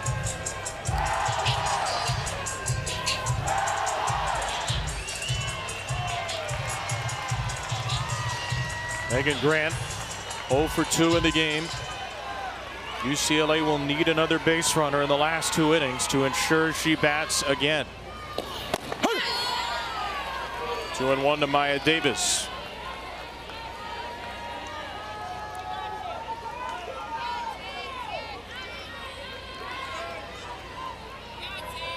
Davis has a couple of hits, a double and a single. She's also grounded out.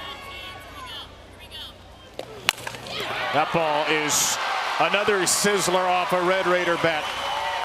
Davis with a hit after the Williams home run. Mia Williams can just cover the outside pitch so well. She is so powerful, such a good athlete. The ball just feels like it trampolines off of her bat, especially on the outer half. And she says to the crowd, come on, pick it up for us late in this game. Dugout loves it, of course. 25 home runs for Mia Williams, and wants some love too. Home run balls go to the families here at the World Series. And Raider power is the chant.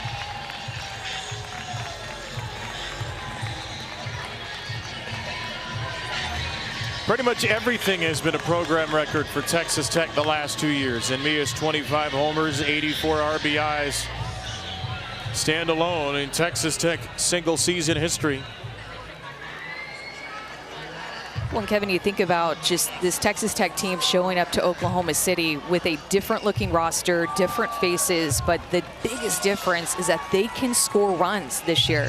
Last year when Nyjah Kennedy was pitching them to the finals, they really had a hard time executing, generating any runs for her, and she kept the scores low. But this year, this Texas Tech offense knows how to score runs quickly, especially via the long ball. Well, quite famously last year, the matchup of these teams featured for the first Texas Tech run a steal of home by Michaela Garcia. That's how hard-pressed Jerry Glasgow was for offense, as Nyjah's done throwing in the bullpen.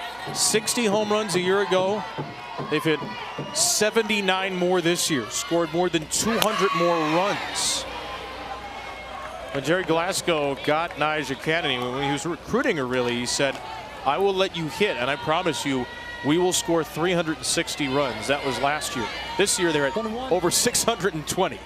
So he's made good on his promise and then some a year later. Allred, a couple of RBIs today. That ball is off of, it appears, the knob of her bat for a strike. Well, remember, Kevin, when Nyjah pitched here with Stanford, they also didn't score a lot of runs. So when Nyjah Kennedy has pitched here at the World Series, it's been low-scoring offenses that has put a lot of pressure on her. And really, she just has stepped up, you know, in those moments, in those low-scoring games. This is a completely different offense than what Nyjah Kennedy is used to pitching with. Tinsley to Allred, a 1-2. Paul.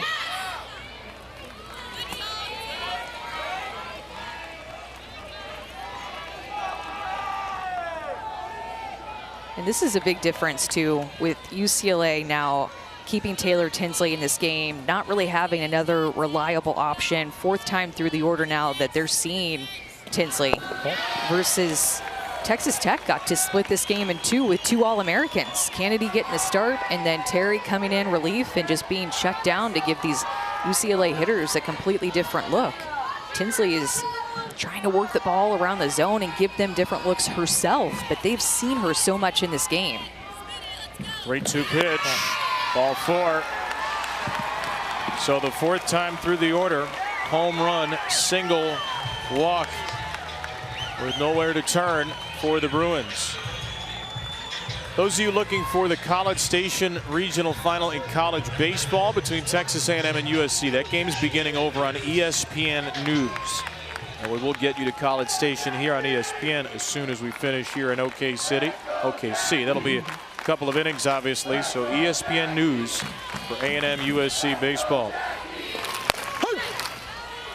Jackie Liss has struck out twice in this game for only the 2nd time this season.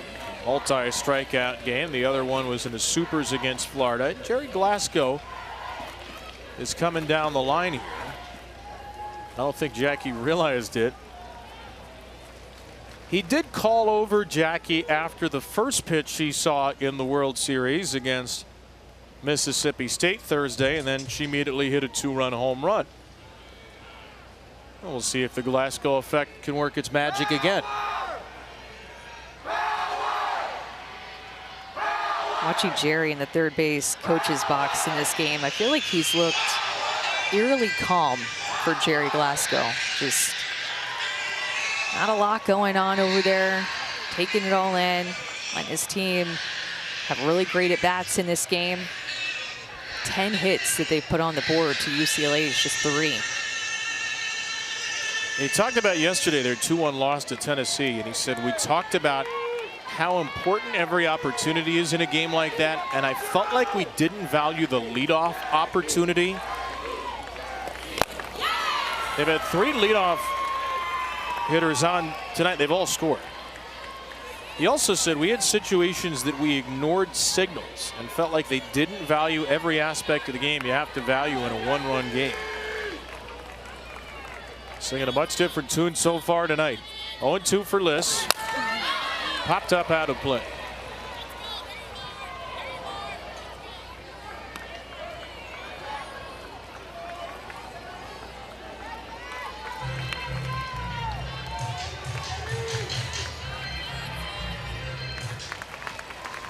.115th pitch coming from Taylor Tinsley.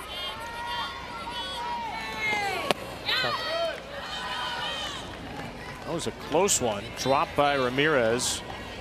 Ball 1.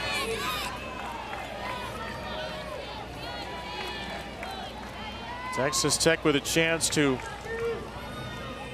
really put this game in a difficult spot for UCLA. 4th time through the order against Tinsley. Liss, the power hitter, takes in the dirt for ball 2. And I think you're absolutely onto something here with UCLA still having so many outs to work with and the type of offense that they've had this season. Explosive. I mean, we've seen it all year long from teams. No lead ever feels big enough this season because of all the offense.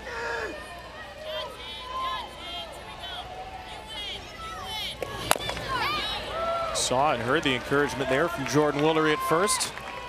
She and Taylor Tinsley, Kellyanne Perez talked about were the 2 players to really lead this team, this young team, through a difficult fall ball and winter. Megan Grant wasn't there all the time because she was part of the basketball team. So Tinsley and Woolery she credited with really getting this young team in line.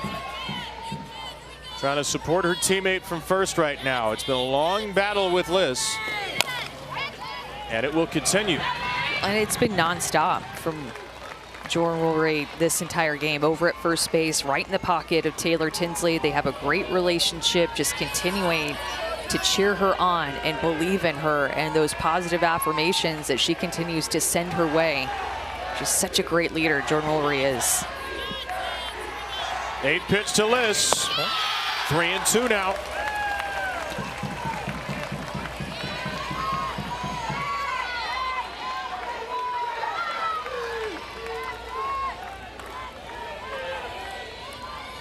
Williams home run, a Davis walk, or a Davis single, an Allred walk. And now the 9th pitch to the fearsome Jackie Liss, the Red Raiders leader in slugging percentage. Ball inside. It is inside. It is ball 4. It is another bases loaded situation coming up for Texas Tech.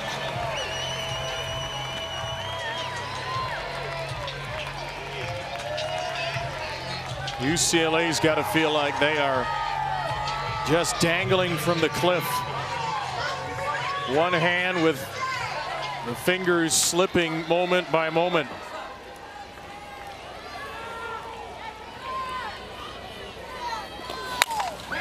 Panel to shallow right. Here comes Grant. Davis, one of the fastest runners in the game, is safe at home. Yesterday, Panel scored the tying run on a sacrifice fly. A sac fly here brings in a run for a 6-3 Texas Tech lead.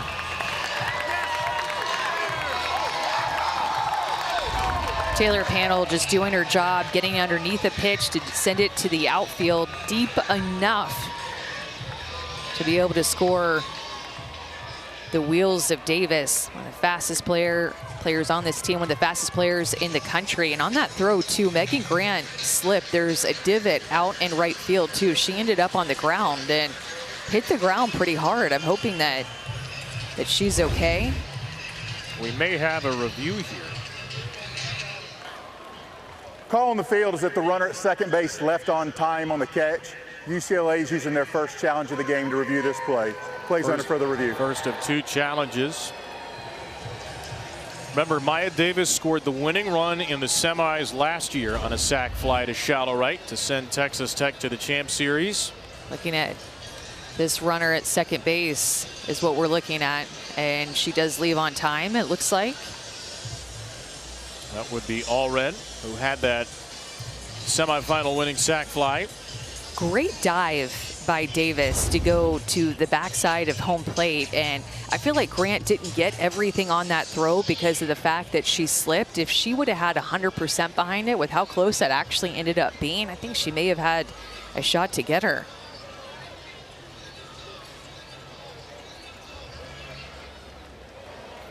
After further review, the call on the field has been confirmed. The runner left on time. That's UCLA's first challenge. They have 1 remaining. So UCLA uses its first challenge, and they have lost it. Maya Davis just gets so low. She goes to the backside of the bag, fingertips in, and a late tag, but she gets as small as she possibly can going toward that point on the backside of the plate.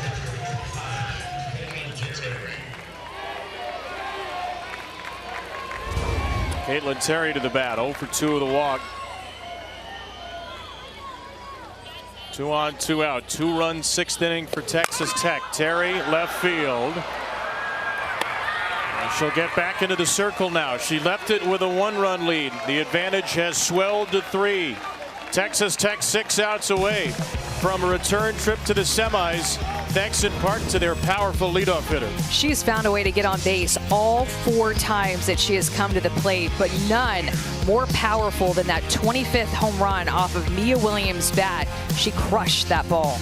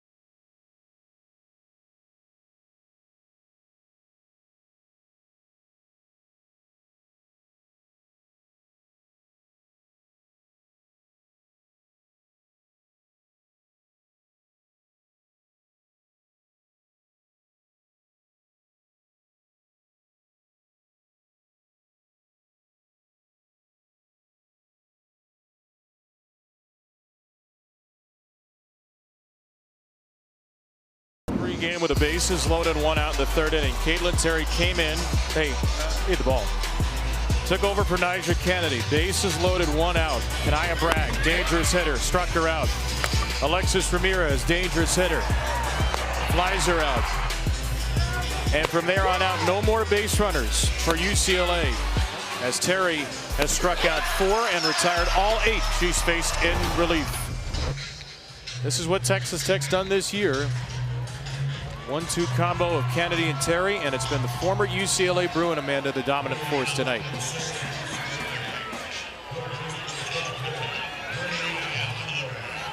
Trying to make it 9 of 9 against Alejandre.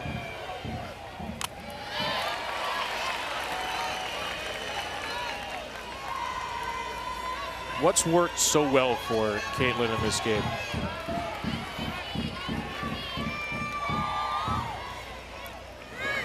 It's the placement of her curveball. That was a pitch that was getting hit in regionals and super regionals that teams were really on time with. I mean, the batting average against her curveball in the last couple of weeks has been much higher than normal, especially to right-handed hitters. But she's been able to work that curveball really crisply on both sides of the plate, backdoor curveball, as well as sliding it all the way across the plate. Everything to me is going off of that pitch. Her screwball, showing her rise ball when she needs to, like that. She's just spitting the ball in a different type of way than what we've seen from her in the last couple of weeks. Florida was so on her. Terry and Kennedy were both giving up runs. Spinning rise ball through the zone on the outside corner and getting a swing and miss. It's just she has been so on and so sharp, so crisp, throwing with great velocity too. See if UCLA can make any adjustments the second time through. Kanaya Bragg faces her for a second time. Had that bases loaded strikeout in the third. 5 Ks in 9 hitters, 3 flyouts, 1 ground out. Right down the middle for a strike. And then when she's left pitches out over the heart of the plate, UCLA just doesn't look like they're picking up pitches out of her hand very well. Something is deceptive about the way that she's throwing. Something is, they're just not seeing her well like that. I mean, that is the first mistake that has been hit off of Terry. A pitch that's out over the heart of the plate, and Bragg is ready to punish it. No, Terry is making some mistakes early in the count, and UCLA is a type of offense that if they find more like that, they can hit them hard and score some runs. And Alyssa, UCLA looking to show a little fight here late in the game. Yeah, Kelly Inouye Perez and Lisa Fernandez gathered the team before this crucial half inning, and I saw them tell them all to take a couple of deep breaths, which they did together. Obviously a challenge in front of them to make up a couple of runs to get back in this game, but we talked about it earlier in the week. This is a team that was challenged in the fall by their head coach after seeing some early adversity and responded in a big way. We'll see if they can do it here. You even see a few smiles in there. Kelly Inouye Perez is smiling, trying to keep spirits high. Mia Phillips comes on as a pinch runner for Bragg. And a strike to Alexis Ramirez, 0-1. Remember, Bragg has been dealing with a lower leg injury. Left the game Thursday for a few innings.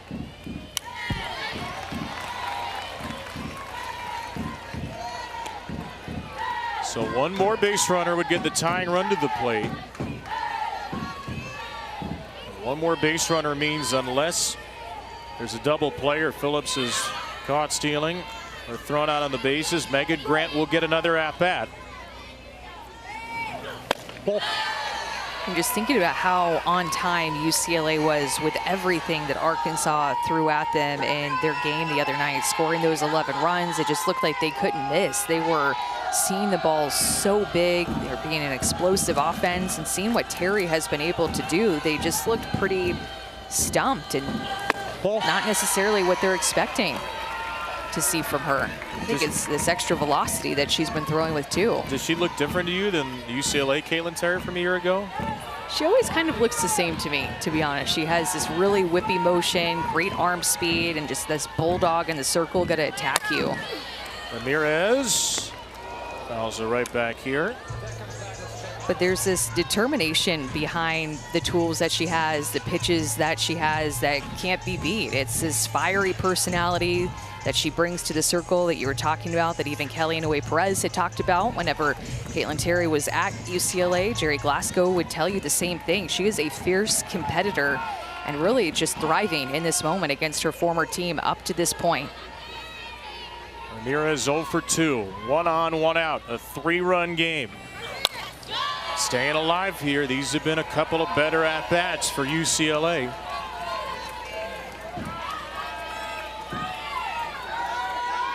Lest we forget, this is the team with the most runs scored in a single season in the history of D1 softball. And they've got 5 outs left to get some of those runs back.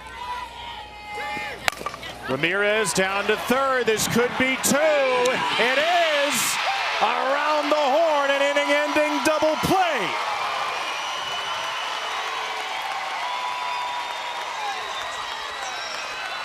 She had not thrown her changeup very much. UCLA had seen it a couple of times, but she needed it here.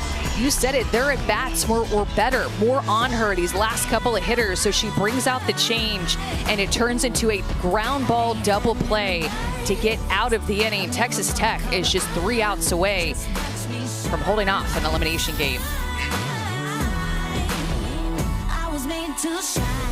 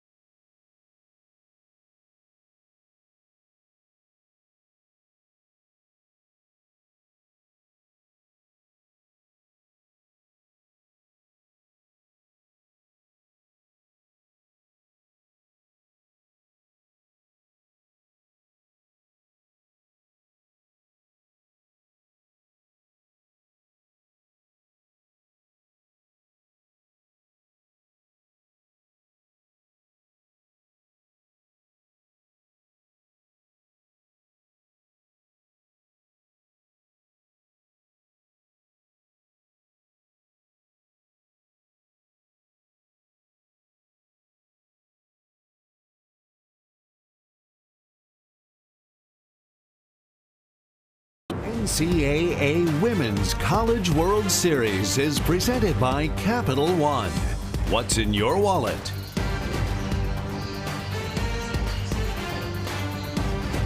Three home runs tonight between the first and third most prolific home run hitting teams in the country. Texas Tech's got 2 of them.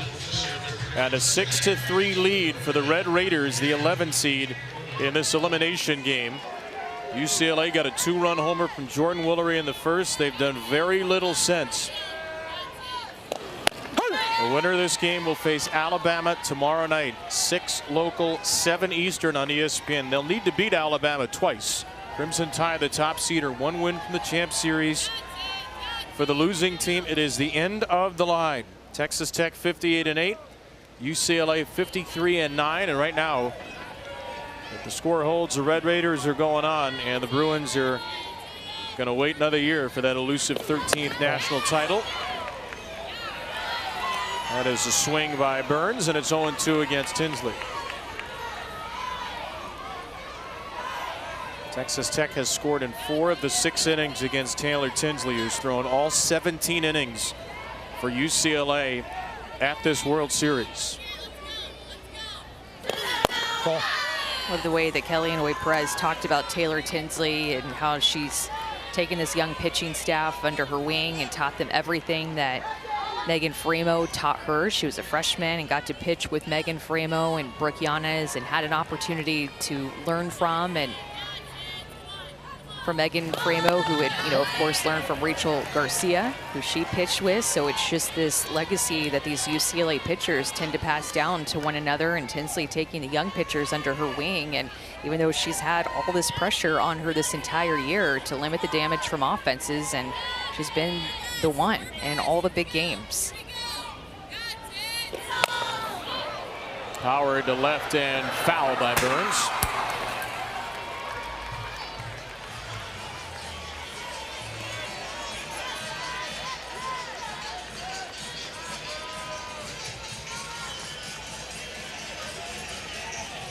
Burns' home run in the second tied the game. Strikeout and a long flyout since then. 127 pitches, Taylor Tinsley. Senior from Lawrenceville, Georgia, who has been a 4-year Bruin and hasn't had the same numbers this year. It was an All-American last season. Obviously got to pitch a lot less, but she's had to throw pretty much every important inning for UCLA this year. 232 innings. Next closest, Natalie Cable's just over 67. That's ball 3. Burns is going down to first. She forgot the count. Marty Abizishin had it.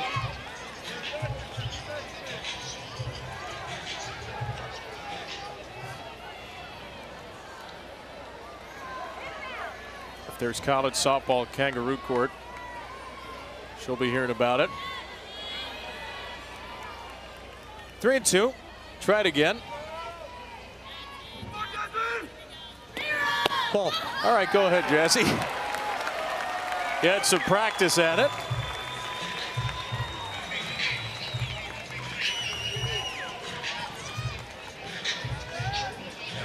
Texas Tech with 6 walks in the game against Tinsley. They have the leadoff hitter on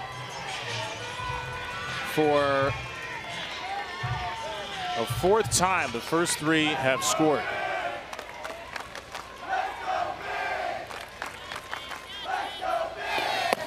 Strike 1 to Vic Valdez.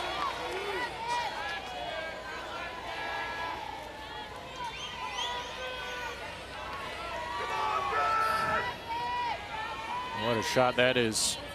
Sun peeking through in between the decks. A bunt by Valdez is foul. We asked Kellyanne Perez as well, how do you get Taylor Tinsley to get through this postseason? Asked Taylor, how do you handle it? A lot of ice baths was part of the answer, but talked mostly about the mental side. Taylor said it's not really much physical. The game in general is so mental. She's probably being modest. It has to be physical with how many pitches she's thrown. But, and you can speak to this as a former pitcher, Amanda, the mental capacity, the mental focus, sharpness she must have throwing every pitch against these lineups has to be something truly special. Yeah, I completely agree. And it was something in the fall that she wanted to be challenged more by Lisa Fernandez in the bullpen. Specifically asked for that from Kellyanne Perez and wanted to be in the bullpen with Lisa, because Lisa's bullpens, they have a history to them. You hear about them through the UCLA pitchers, challenging them and creating some endurance, both physically and mentally, making them stronger. And when somebody like Lisa Fernandez is pushing you, you're going to rise to her challenges. You want to pitch great for her, you want to be great for her, and as well for your team, of course. But she's Lisa Fernandez. You're having bullpens with her. She's going to help you become the best version of yourself that you possibly can be. And I think that you've seen Tinsley grow as a pitcher, as a person, mentally, and I'm sure Lisa Fernandez is very proud of her.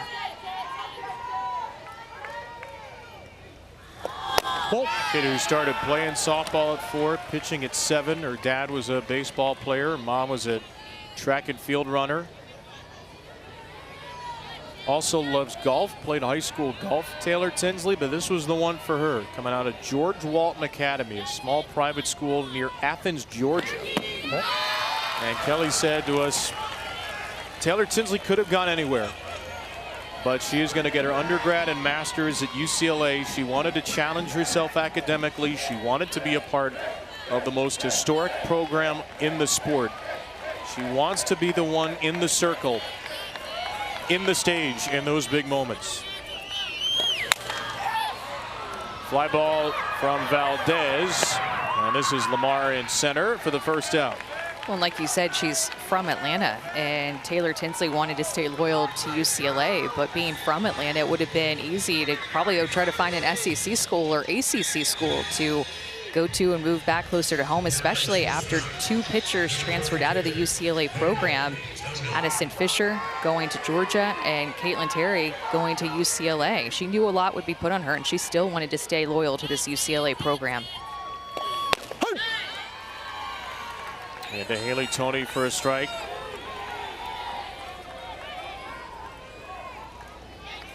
Tony with a base hit and a run scored. Her first at-bats of the World Series. Homered off of Tinsley, a game-winning home run last year when these teams faced in the 6th inning. That was in a 1-1 game. This game was never 1-1. Well, it was 1-1 between Megan Grant and Jordan Willery, crossing on Willery's home run, I guess.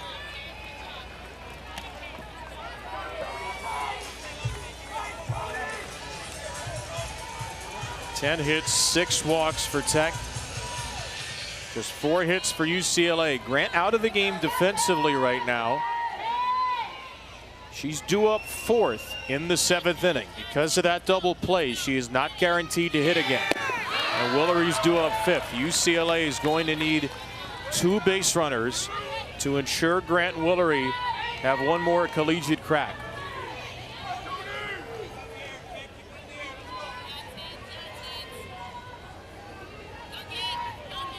It's enough to ask to keep the game 6-3 right now against this lineup, as Tony spoils a 1-2. And UCLA had a 9-run inning against Arkansas when their bats woke up, so they're capable of putting up a big crooked number. It's going to be hard with the way that Terry has been pitching in relief against them. Or maybe you bring Nyjah in for the 7th inning. You never know what Jerry Glasgow is going to have up his sleeve.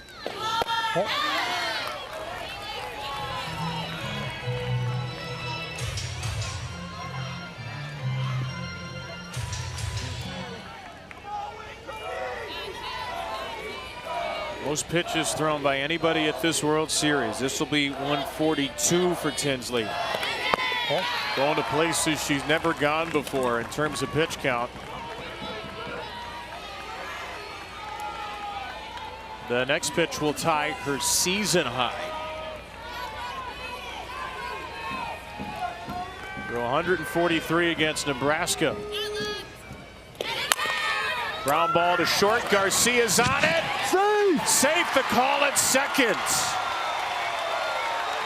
Burns just got in there ahead of the catch by Phillips. We'll see if UCLA challenges, but it's 2 on, 1 out as it stands for Mia Williams. Kelly says play on. And that was the only play that Alina Garcia had, because this pulled her into the 5-6 hole deep. Tony has some speed, so this is the only shot from her knee. Does look like the throw got there late to Phillips. And now Kelly I is going to make the visit to the circle. Could be the last time she gets a chance to do this with Taylor Tinsley.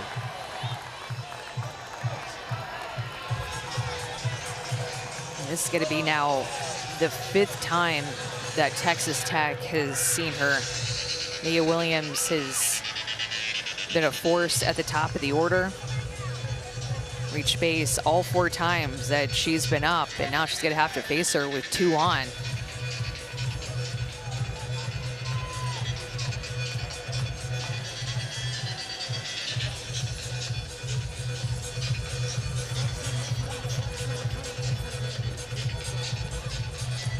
And Michaela Garcia is going to be the runner at second base here.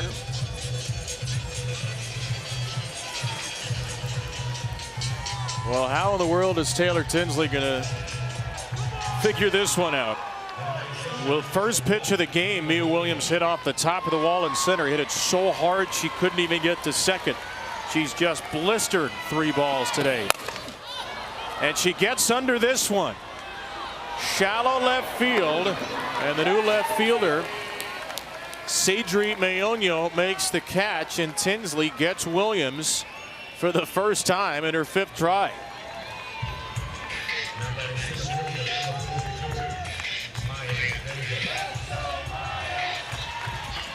It'll be Berry, Lamar, and Slimp. 8-9-1 in the bottom of the 7th. Keep it within 3.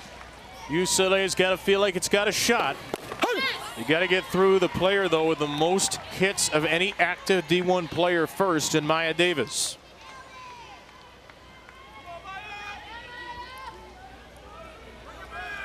And Davis has added 3 more tonight. She's 3 for 4.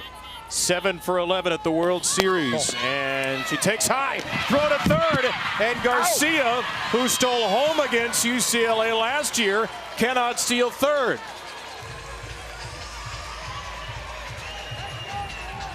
So we go to the bottom of the 7th. Berry, Lamar, and Slim. If anybody gets on, Megan Grant. If anybody else gets on, Jordan Woolery. They'll need to hit, or the Bruins season is over.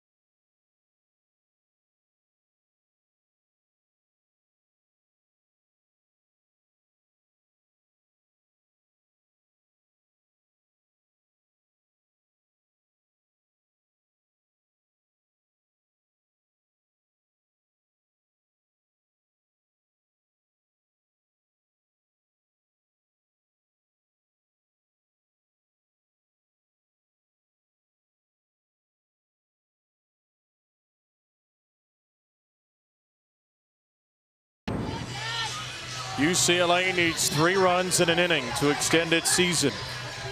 They've done that before. They had a 9-run inning in their last game on Friday. Hit 3 homers in that game, and they haven't only broken the single season record, they've decimated the previous record. Previous record was 161. Oklahoma was the first one to get there this year at 187, and UCLA has even outpaced them by 20. Bruins have 7 home runs here at the World Series. They've got the 8, 9, and 1 hitters, and they need 3 runs against, for many of these players, their former teammate. We mentioned it a bunch tonight, but if you're just joining us, it bears repeating. Caitlin Terry transferred from UCLA, where she started 5 games at the World Series over the last 2 years. She has allowed just 1 base runner, but faced the minimum in 3 2/3 innings of relief, pitching for Texas Tech. Gets a pinch hitter, Ramsey Suarez, batting in the 8th spot for Sujin Berry. Suarez fouls away strike 1. It's been a tough night for the bottom of the order for UCLA in the 8 and 9 hole. 4 strikeouts, so put in a pinch hitter here, fresh off the bench. Suarez is a pinch hitter this year, 7 for 17 with a walk and a hit by pitch, so nearly a .500 on-base percentage off the bench. Jolina Lamar is next, Riley Slimp after that, then Grant and Woolery. And Suarez puts a charge into this one, off the bench, into the bleachers. Ramsey Suarez with a jolt of energy into that UCLA dugout, which is spilled around home plate. A pinch hit home run at 6-4, and UCLA will bring the tying run to the on-deck circle. 270 feet, a massive swing from Suarez. Nothing like it, coming off the bench as a pitch hitter and getting one of those mistakes that we talked about for Terry. She's leaving some pitches early in the count out over the heart, and Ramsey just connects with it. 270 feet, a no-doubter. She watches it in the air, go over the fence, but she knew it right off her bat. Caitlin Terry says, we're good. That's all right, we're good. That is a statement, though. In the 7th inning, it looks like Nyjah Kennedy will enter into this game. The final pitch Caitlin Terry throws is hit 270 feet. And it is going to be Nyjah Kennedy, who really struggled at the start of this game to try and see it out for Texas Tech.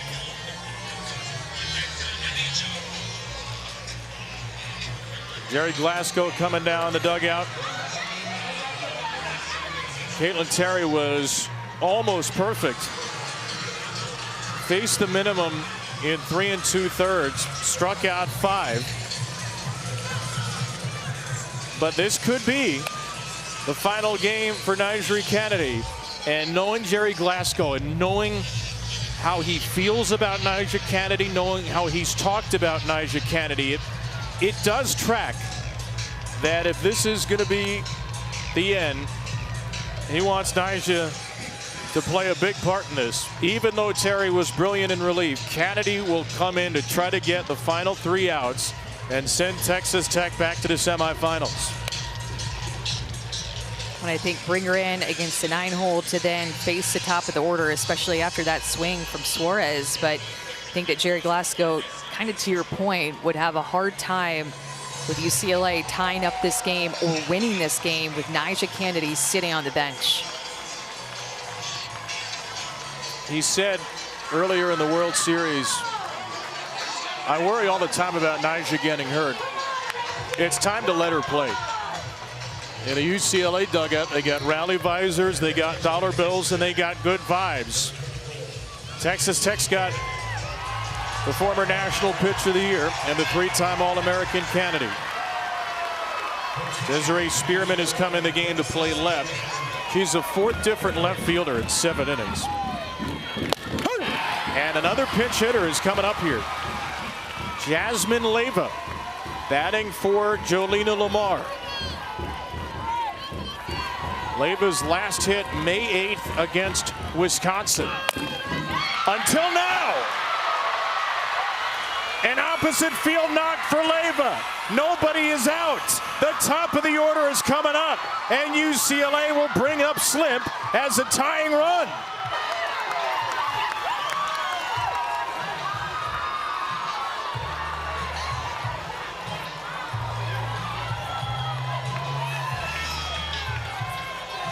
Taylor Panel goes into the circle to talk to Kennedy.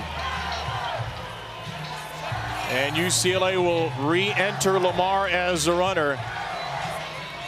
Leyva's going to get a hero's welcome. She almost ran over Marty Abazishan, the plate umpire, on her way back to the dugout. Look at her go.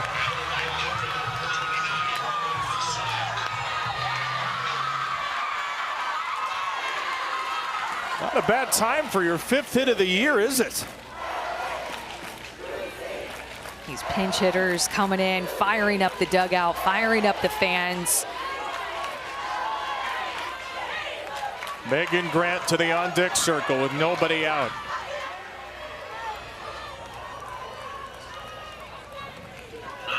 So Riley Slimp takes ball 1.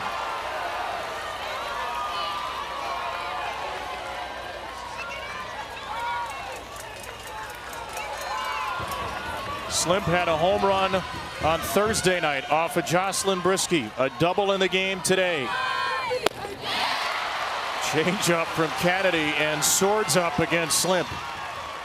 They're going to be on the speed, then she's going to throw that change up late in this game. Everybody wanting to be aggressive, to get the big hit, to get back into this game. That change up is going to be important.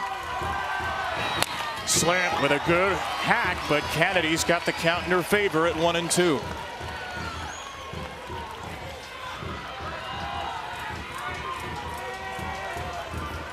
Just 2 home runs for Slimp a season ago.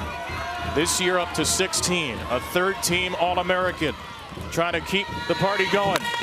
Line drive left field. That ball is foul.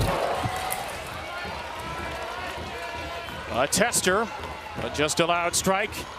And it's still 1-2.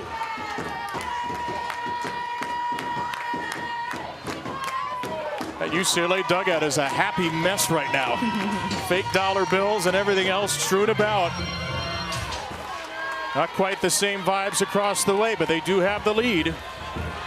3 hard-earned outs to get against 3 All-Americans. Slimp down swinging. There's 1 and a big one for Kennedy. 2 outs to get now.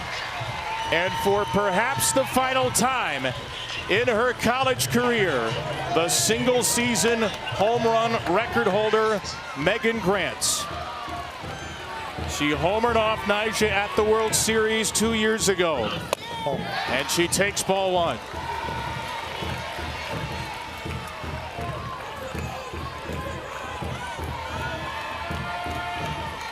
The home run number is 42 for the Bruin, who wears number 43. Right in there around the outside for strike one. 4 years of epic battles between these two, from their days together in the Pac-12 to the World Series stage once more. Fly ball from Grant. It's into shallow left. It's playable for Spearman, and it's the second out of the inning. UCLA has one arrow remaining in the quiver, but it is a potent one in a young woman who homered off of Kennedy in the first, Jordan Woolery.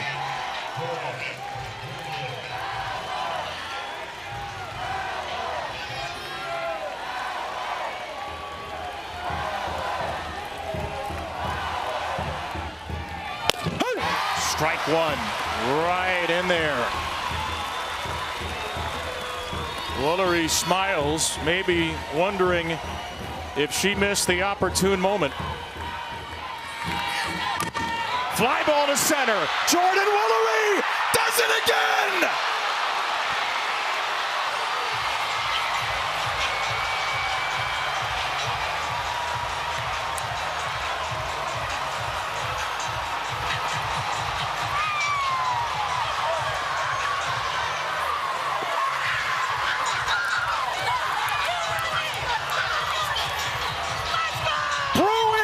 Magic in the Oklahoma moonlight.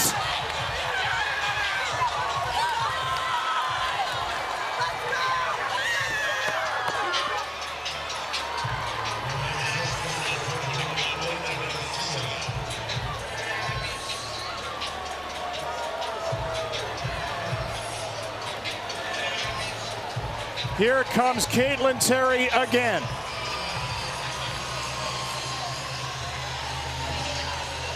Nyjah Kennedy will stay in this game somewhere in the field. But it is Texas Tech 6. It is UCLA 6. And it was Jordan Woolery who would not, could not go down without one more Titanic swing. The energy in this UCLA dugout has just been next level in the bottom of the 7th inning. These two pinch hitters spreading the energy to everybody else and giving Grant and Woolery both a chance to get up to bat in this bottom of the 7th inning. Nyjah's going to play first just in case Jerry Glasgow wants her to pitch again. It's possible that is the last pitch she'll throw in college. Now that depends on Caitlin Terry and Alina Garcia and maybe the proceedings from there. But a 3-run 7th inning with UCLA 1 out away from elimination has tied this game at 6. A World Series jammed with stars as far as the eyes can see delivers again. And Garcia goes after the first pitch. 7 innings, not enough. We are destined for extras in Oklahoma City. The bottom of the 7th always has this Bruin magic here in Oklahoma City. Jordan Woolery, she didn't want the 70-mile-an-hour mistake over the heart of the plate. She wanted the changeup out of the hand of Kennedy. One of the best to ever do it, the bat flip, tying up the game. But she doesn't get a chance without Suarez and Leyva. Jordan Woolery continues to be one of the most clutch hitters that has ever played at this UCLA program. My goodness, what a moment, and she wants the fans to love it up.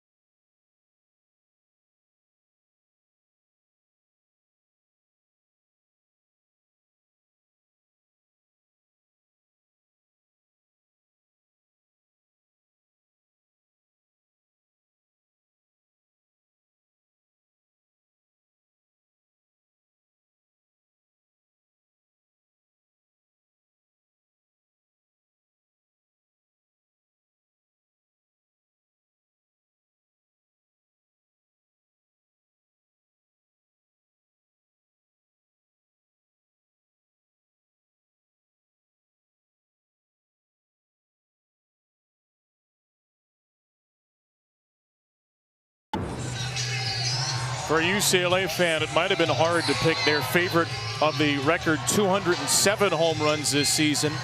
I think now that number 208's in the books, there's no question. It's Jordan Woolery. 0-1 pitch, 2 outs, bottom 7, game-tying 2-run shot off Nyjah Kennedy. And Taylor Tinsley's career is not done. She takes the circle, perhaps rejuvenated, for extra innings at the World Series on Elimination Sunday, facing Maya Davis. And throwing strike one, a career high 147 pitches for Tinsley, and Megan Grant returns to the field in right. She flied out to left as the tying run, but as has happened so often in her 4 years, Jordan Woolery's picked her up. On the rare occasion Megan Grant does make an out. Now Davis down to first, and who's there but Woolery? We were talking about this in the break, but how big is it that Garcia got thrown out on a steal as Woolery makes this catch as a ball magnet, no problem on the backhand. But remember, the top of the 7th ended when Garcia was trying to steal third, and Texas Tech had the middle of their order coming up. That seems like such a precious big out for Texas Tech at this point in the game now. Lauren Allred. At the time, it just seemed like kind of an aw shucks risky jerry ball move, and all of a sudden we are in extra innings, and every decision and every moment is magnified as Texas Tech and UCLA play for the right to keep their season alive for the World Series semis. Number 150 here to Allred.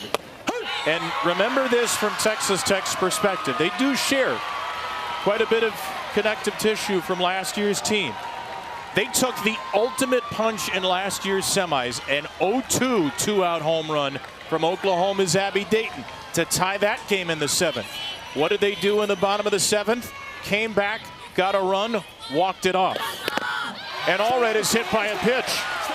Well, Marty Abizishin's going to bring her back to the batter's box.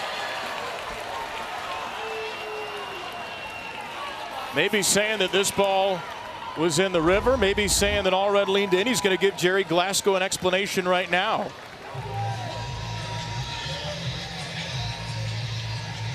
Jerry was coming down the line already signaling for a review.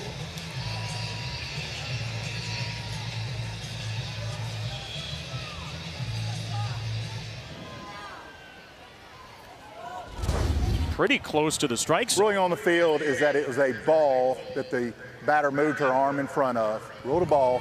Texas Tech is challenging that it's a hit by pitch. First challenge, plays under further review.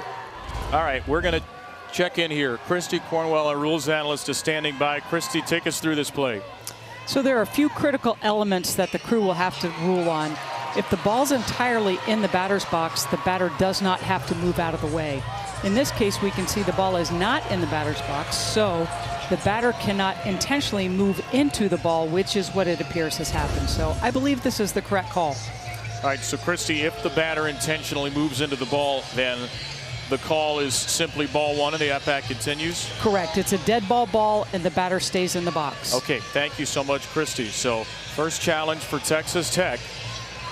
Allred's looking at it on the video board. It looked like she was talking to Marty Abizishin as well, just to get clarification. Okay, so is it a ball? Am I still going to get a chance to hit here?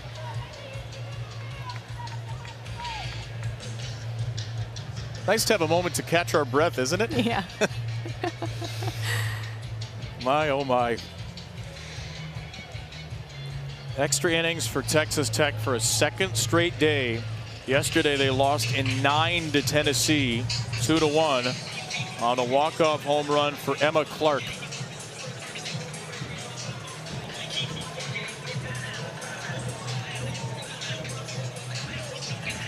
Jerry's hanging out with the third base umpire, Mike Burwell. Yeah, it looks like he's saying, yeah, this is taking a long time here.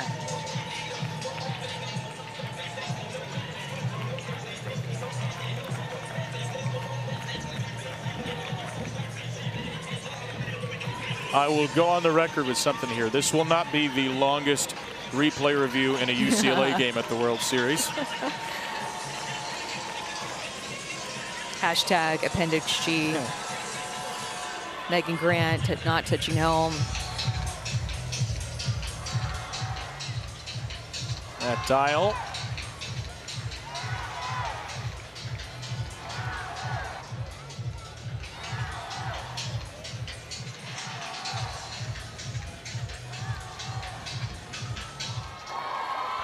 After further review, the call on the field has been confirmed. It is a dead ball.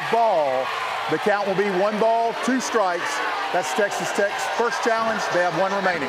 Important that that was a ball as well. If that would have been in the strike zone and Allred had leaned into it, then she, I believe, would be struck out, right? So that's why she was getting clarification from Marty Abization. Yep, it was a ball, so it'll be a dead ball. So here's Allred, who had that walk-off sack fly in the semis a year ago. Staying alive, 1-2, and taking outside. She has such a great eye, Lauren Allred, a player who had to fight to stay in this all-star lineup with all the transfers coming in. And not only has she stayed in it, she's batting 3rd in an elimination game. She's got a big swing, too. Really nice, mechanically sound swing that Jerry Glasgow loves to rave about. And one of the hardest workers, always wants those machines to be the hardest thing ever to get her reps at practice when Coach Glasgow sets those up. 6 pitch to Allred, 156th pitch from Tinsley tonight. Ground ball to first. Busy little stretch here for Jordan, and there are 2 away.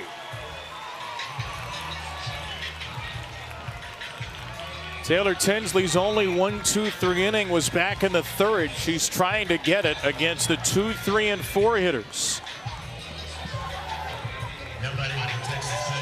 Jackie Liss has alternated strikeouts and walks in the game. Remember, she homered to open the World Series and has 21 home runs on the year.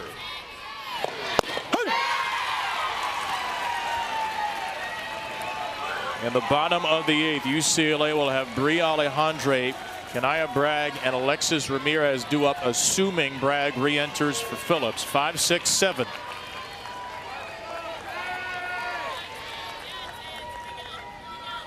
Oh, 1. Muscled out of play. It's 0-2.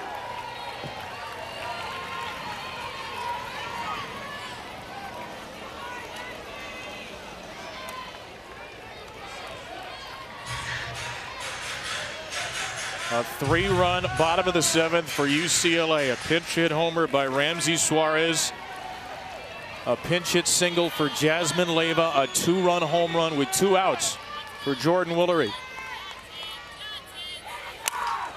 Fly ball right center. Stays in the park for Lamar. And the UCLA Bruins, the 12-time national champions, need just 1 run for the semifinals.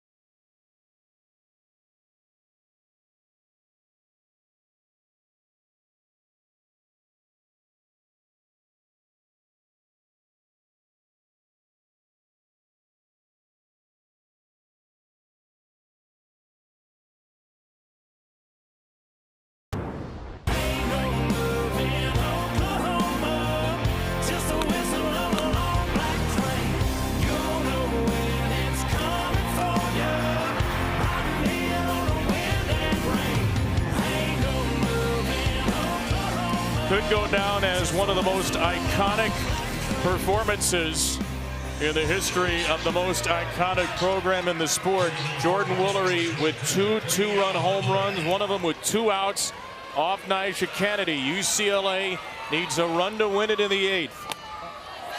The winner of this game to the semifinals tomorrow. And I know UCLA is a program measured by national titles, not semifinals, but Jordan Woolery's swings tonight will reverberate through eternity if they could pull off this victory.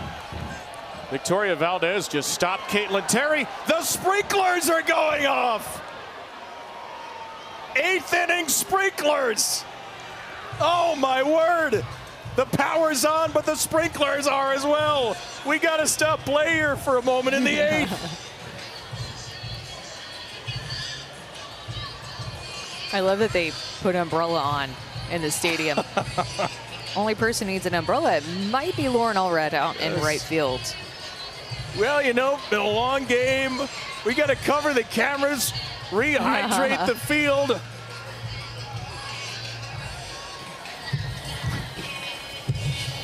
Well, we can't play through this? Now the sprinklers are getting the foul pole in right field.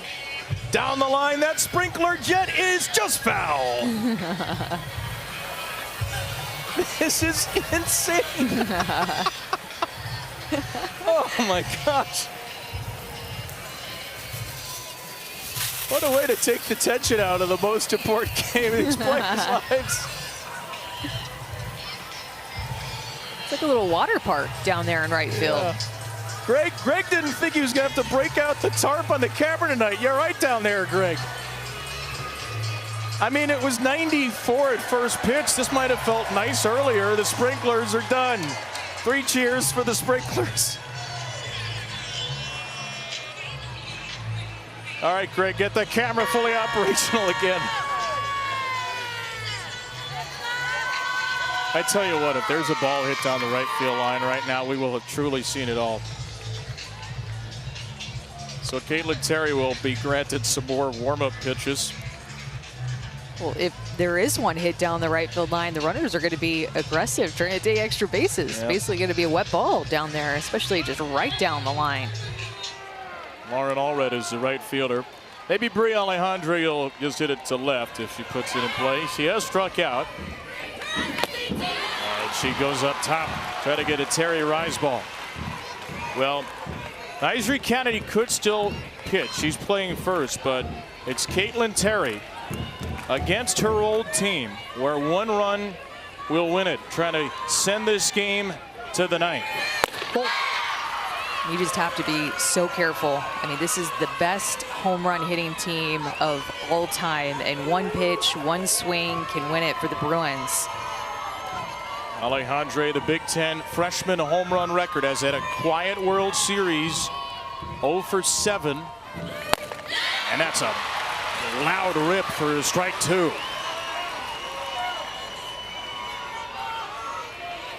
Three home runs in the tournament. Had driven in a run in 5 games in a row in the tournament coming into Thursday. The 2-2 pitch. Strike 3 swinging.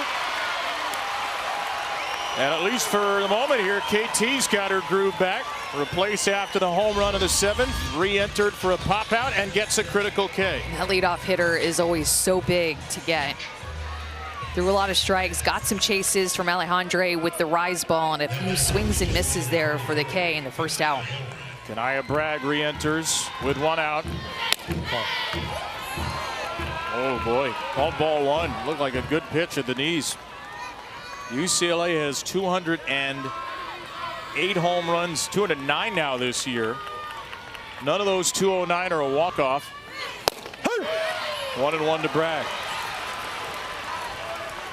Kanaya homered off of Texas Tech and Nyjah Kennedy last year at the World Series. It was a game-tying home run in the 5th. Potential game-winning run in the 8th. Strike 2 as Terry is throwing with that fierceness and ferocity again. Yeah, and that rise ball is rising. It's jumping, it's moving. One thing that we've noticed about Bragg is she is really good hitting it to the opposite side of the field where the sprinklers just went off. Back backdoor curve at strike 3 called.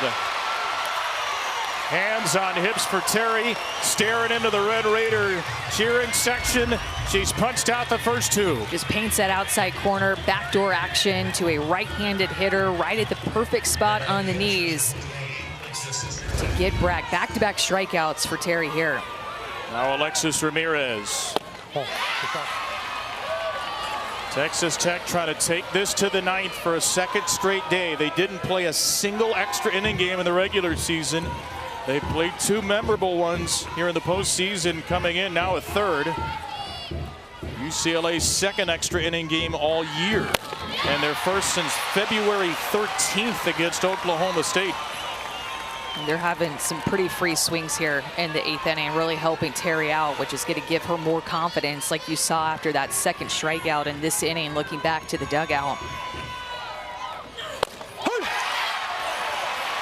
She's getting that call right around the outside corner. And the Red Raider faithful are ready to roar.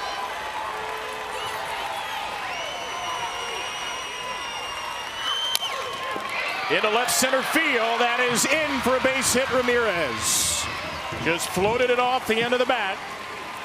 And UCLA has the winning run aboard with 2 outs.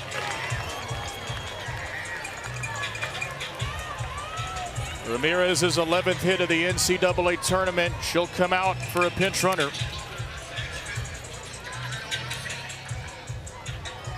UCLA's already used a couple of substitutes in the game. Jayla Ann Mercado is available as a pinch runner. And look at this. Jerry Glasgow is going to make yet another pitching change. Here comes Nyjah Kennedy again.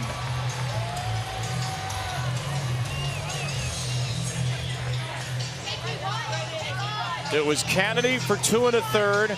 Terry came in the 3rd, gave up a home run to Ramsey Suarez, who's the batter right now. Kennedy came in after that, gave up a home run to Woolery. Terry came in to end the 7th, and now Kennedy's going to come back in to try to get out of the 8th. This is what Jerry Glasgow can do here with these 2 pitchers who hit and play the field. He uses the flex position and the designated player spot to make a lineup card that looks like that picture of the Charlie Day whiteboard that's going around the internet for years, or a Jackson Pollock painting. Don't try to keep score with the positions, just let it ride. Jackie List back into play first. Terry's now the designated player, and Kennedy is pitching for a 3rd time. Yeah, that's what we do. We just let the DP flex ride. Like you said, just whatever is happening, the umpires allow, that is fair game. How about Suarez? And the last time that she was up in the 7th inning against Terry, pinch hit to lead off the inning, knew off the bat. That went 270 feet. And what it did, it gave life to UCLA to tie it up, be able to get the bat in the hands of Jordan Woolery in that same inning. Feels like forever ago now. But the one thing that I noticed about Nyjah Kennedy when she came back and pitched in that 7th inning is, in that Jordan Woolery home run, you could tell that she let up on her changeup. She has to be able to sell that pitch better as she faces these next hitters. So the pinch runner at first is Mercado as Suarez takes up and away. Kennedy has had an uncharacteristically shaky start in an uncharacteristically shaky postseason. 3 innings, 5 earned runs. She's also hit 3 batters. And she is behind Suarez, missing badly on ball 2.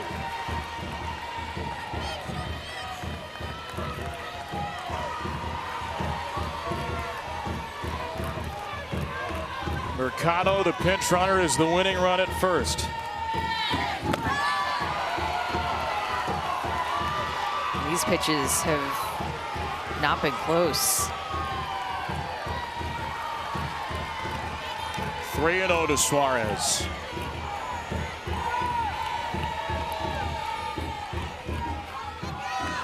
She takes a strike. If she walks Suarez here, if she gets a hit, I would not be surprised to see Terry enter back into this game. Suarez thought she walked, but perfectly to the outside edge. And the count to 3-2. Nyjah Kennedy in her 17th World Series game strikes out Suarez to send us into the 9th. 13 strikeouts for Texas Tech pitching. That was a miss. Valdez was setting up on the outside corner. It goes to the inner half, but it's just the pure power that Kennedy throws with that got the swing and miss. 71 miles an hour on the inside corner, and the Nyjah stomp is alive and well in extras.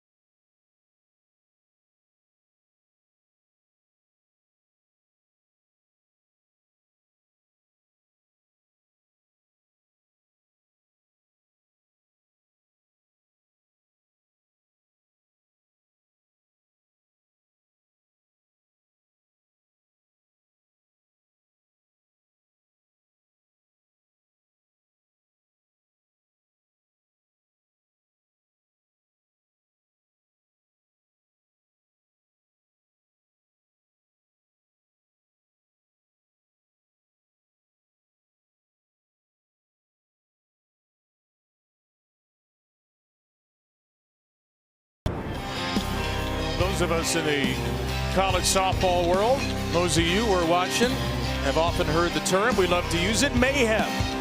Our version of March Madness in May. This is the last day of May. And at the rate this game's going, maybe it'll extend into June. Nyjah Kennedy came back into the 8th inning to strike out Ramsey Suarez. A contemplative Kennedy trying to extend her college career. She and Caitlin Terry have struck out 13 Bruins. They've allowed 6 runs, and Taylor Tinsley is still out there. She has been the lone wolf, the lone Bruin in the circle. 160 pitches deep. Facing 5'6'7" Taylor Pannell, a big hitter who's got a sac fly. Drove in the last Tech run back in the 6th to lead off in the 9th. Pannell waits back for that changeup. Tinsley is facing these hitters, Amanda, for a 5th time in the game. I know it's 6 runs, but against this offense, 6 runs in 8 innings with these bats is really not a bad result. Her resilience has been incredible in this game when you look up at the fact that she's given up 11 hits, but the majority of those came in the first few innings. I mean, since then, she's been able to move the ball around. Now, there's been some walks and a couple of runs that were scored in the 6th, of course, but they have not been getting as many hits off of her in the later innings, and it's given UCLA a chance to get more hits on the board and get back into this game. 7 hits in the first 2 innings, 4 hits in the last 6. And here's another one, a line drive for Pannell. And Texas Tech gets a leadoff runner aboard on a Pannell laser. How quiet her hands were, Pannell. Goes down to get this pitch, not a lot of movement, and her load, she keeps her hands inside this pitch to drive it 77 miles an hour to the left side off her bat. Get the leadoff on board. 2 hits for Panel tonight. And here's Caitlin Terry. Chance to play hero against her old team again for Texas Tech. 0 for 3 with a walk. First pitch swinging, strike 1. She has been brought into the circle twice. She's been in left. Right now she is in the designated player spot. A first team All-American for the first time. The second best on-base percentage in the Big 12 and trying to keep the line moving here in the 9th. Corners are in, expecting Terry to potentially bunt. She's sure not going to bunt. This ball blistered to the gap and played off the wall. Kicks away from Slim. Here comes Panel. Texas Tech takes the lead. Caitlin Terry comes through in the batter's box.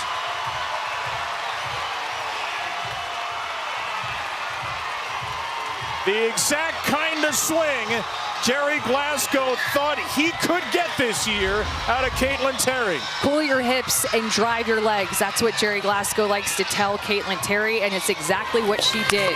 She went up looking to hit. She missed that first mistake in her first swing that was out over the plate and hit an even better pitch that was off the plate from Tinsley. Determined to get a hit and give herself the lead. Get a run back that she had given up in the circle. 16th double of the year for Terry. The batter is going to be Desiree Spearman, hitting for the first time as both teams enter into conference mode here.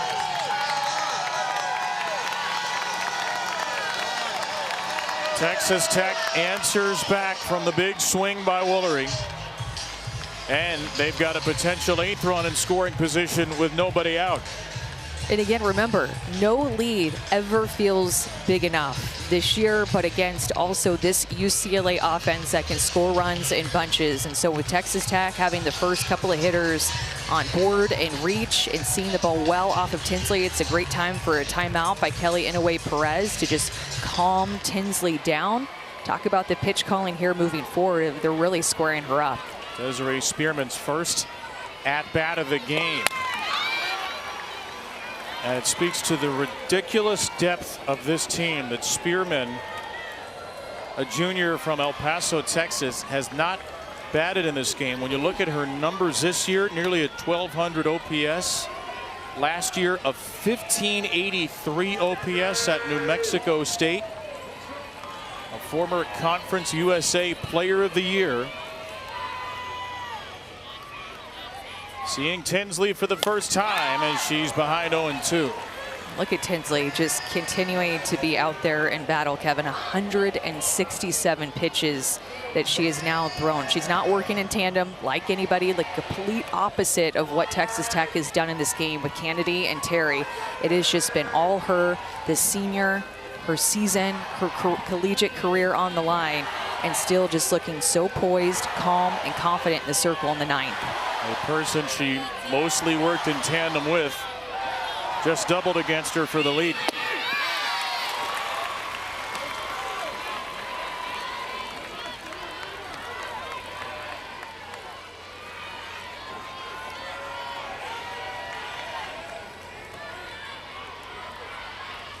Valdez and Tony, the 8 and 9 hitters next. Spearman trying to at least move up Terry, if not do more damage. Well, and every time she gets the ball back, Taylor Tinsley will go to the very back of the circle, look out to the flagpoles or to center field and take a deep breath, try to gather herself. Every time she does this, whether she's given up 7 runs, no runs, doesn't matter. It's her routine, it's her belief, and it's what she's going to just lean on here late in this game. Leaning on it, 170 pitches in. Ground ball to shortstop. Garcia from her knees does not throw it. Decided she had no chance to get Spearman, which sets up a perfect bunting situation for Victoria Valdez. 2 on and nobody out. First hit of the NCAA tournament for Spearman, who had 2 walks but was 0 for 5. And here's Valdez. This will almost certainly be a bunt attempt. Did that hit her? It did. Oh my goodness. Valdez, who is 2 for 27 on the year, trying to give away an out, gets hit to load the bases. Right in that forearm. Sure did.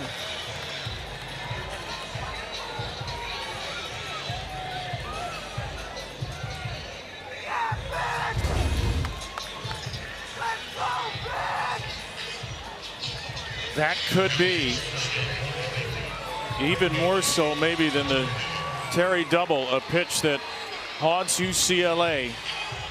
Because now you have the bases loaded, nobody out for Tony, Williams, and Davis. Kellyanne Perez talking to Marty Abizishin. Maybe there's a question she has of, did Valdez offer? Would it have been a swing? Marty said it was not. No offer, and therefore a hit by pitch. Not a reviewable play. So Texas Tech can really open this thing up now.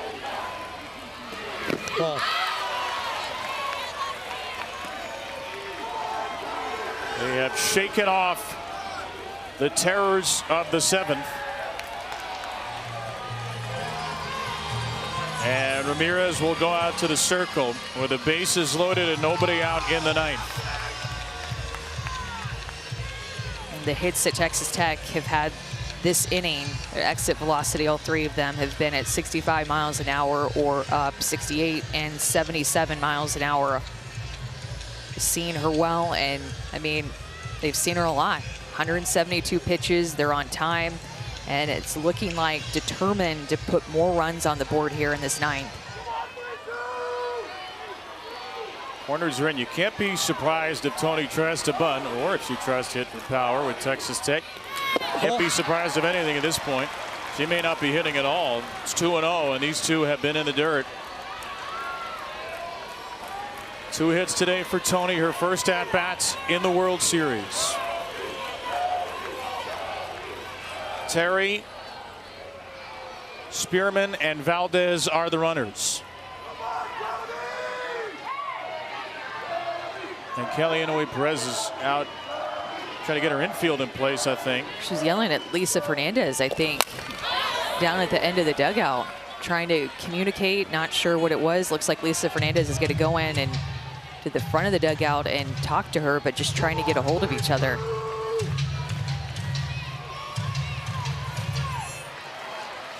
Pitch number 175 coming up. The iron arm of Tinsley. Got a chase from Tony. Would have been ball 3.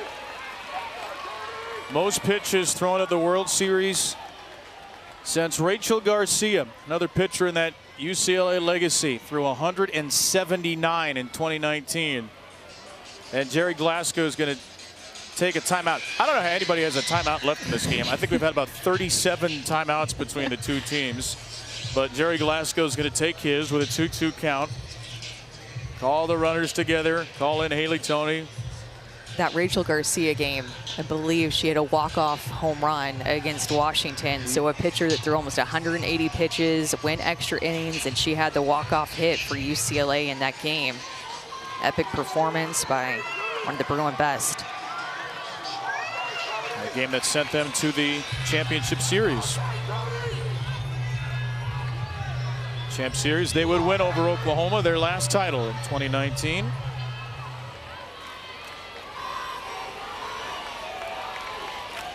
So pitch number 176 now, 2-2. Struck her out. Very similar pitch. And Tinsley gets the first out in the 9th. And Kellyanne Perez was yelling at Taylor Tinsley in the circle, keep it down. Went to the same pitch 2 times in a row, and Haley Tony just let Taylor Tinsley off the hook. She was struggling to throw strikes, and Tony chases 2 for the strikeout with the bases loaded. It's her first strikeout in 23 batters since the end of the 4th. Now Mia Williams rips one foul.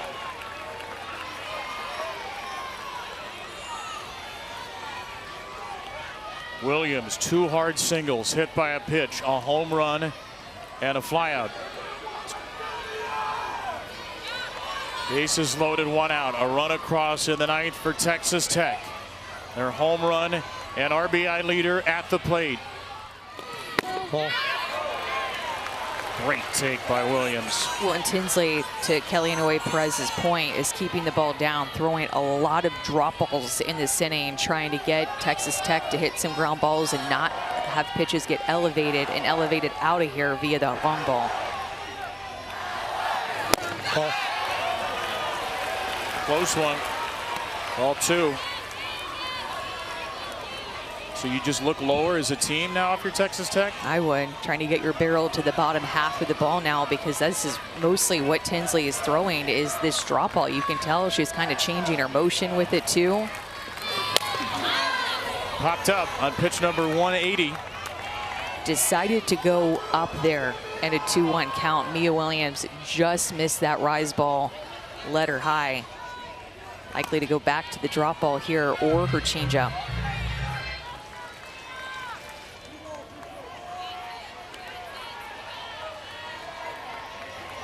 Terry, Spearman, and Valdez around the bases. 1 out, 9th inning. 2-2 pitch in the dirt.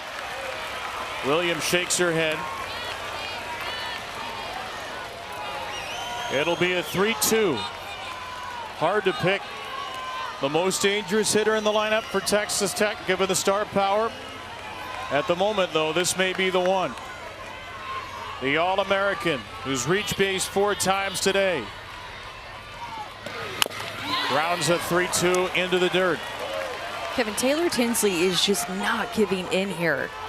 I mean, you could see her relying on this drop ball. That is not one of what you would say her best 2 or 3 pitches that she throws, but she's going to it situationally here and still having success off of it.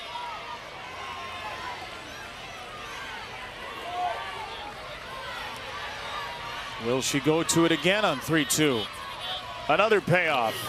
Swing and a miss. No strikeouts in a 22 batter span. She gets 2 straight with the bases loaded. Not giving in and getting the chase. Tony and Williams both chasing the drop ball down in the dirt, helping Taylor Tinsley out, and they just continue to go to that drop ball, show a little bit of rise. But man, down in the zone is where it's at right now for Tinsley.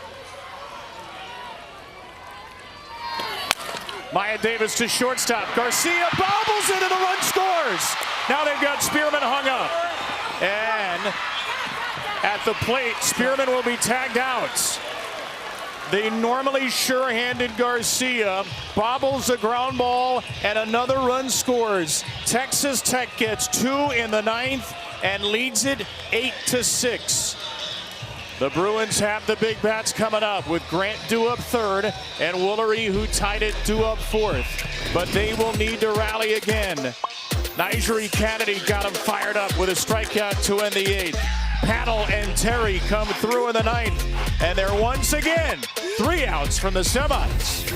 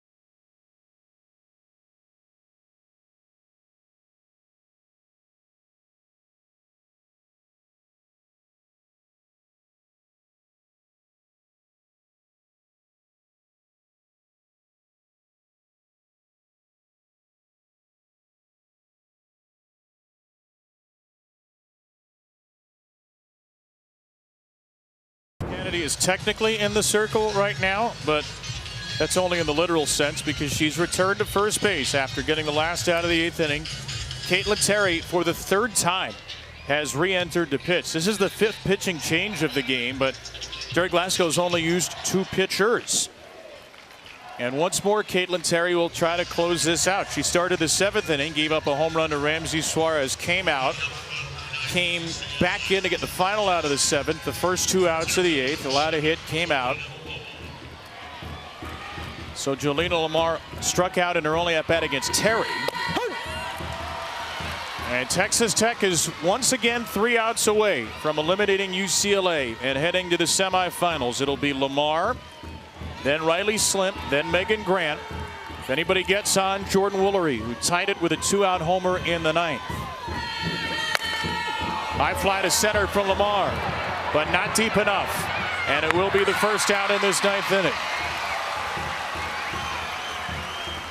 So 2 outs to get for Texas Tech after a 2-run 9th inning. And right now, Caitlin Terry stands to be not only the pitcher to close it out, but stands to have delivered the winning hit with her double in the 9th against the team she transferred from, against the team she helped lead to the World Series 2 years in a row.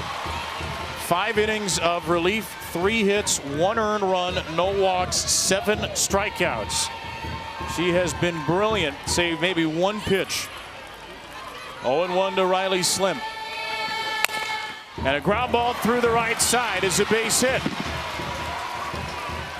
And that means Megan Grant, once more, represents the tying run.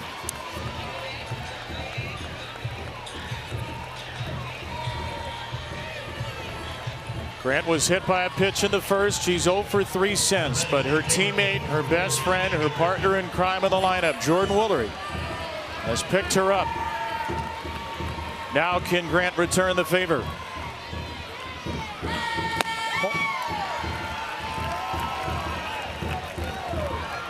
She's homered in her last 3 World Series games into tonight. Back-to-back first-team All-American, a National Player of the Year finalist. And before the next pitch, Tara Archibald out to chat with Caitlin Terry. I wanted to get this one right for sure after that really wild pitch that she threw to Grant.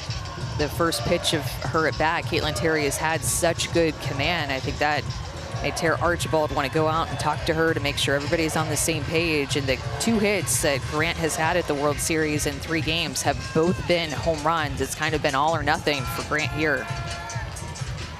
She's 2 for 9. Has walked once, has been hit by a pitch. But as you mentioned, those 2 hits are long ones. Missed the target of Valdez badly. Might have been right near the edge of the zone, but doesn't get the call. And Grant in the driver's seat on 2-0. 1 on, 1 out in the 9th. That is a strike at the top of the zone.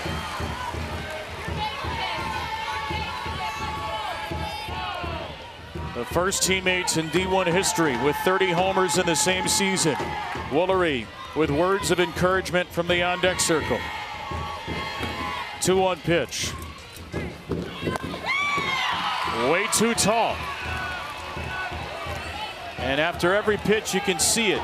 Jordan Woolery breathing life into Megan Grant. A 3-1 from Caitlin Terry. Not even close to the backstop. Ball 4. And Jordan Woolery, who has homered twice, represents the winning run. Both those home runs coming off of Nyjah Kennedy, a rise ball and an 0-2 pitch all the way back in the first, a 2-run bomb for Woolery, and then she also had one off of a changeup off of Kennedy. These big swings, Woolery has been so clutch in her career. This is going to be a tough out for Terry. Facing Terry for the second time in the game, she blasts it through the middle for a base hit. The tying run, Grant to second. The winning run, Woolery to first. 5 RBIs for Jordan in the game. Bruins fight back to make it 8-7.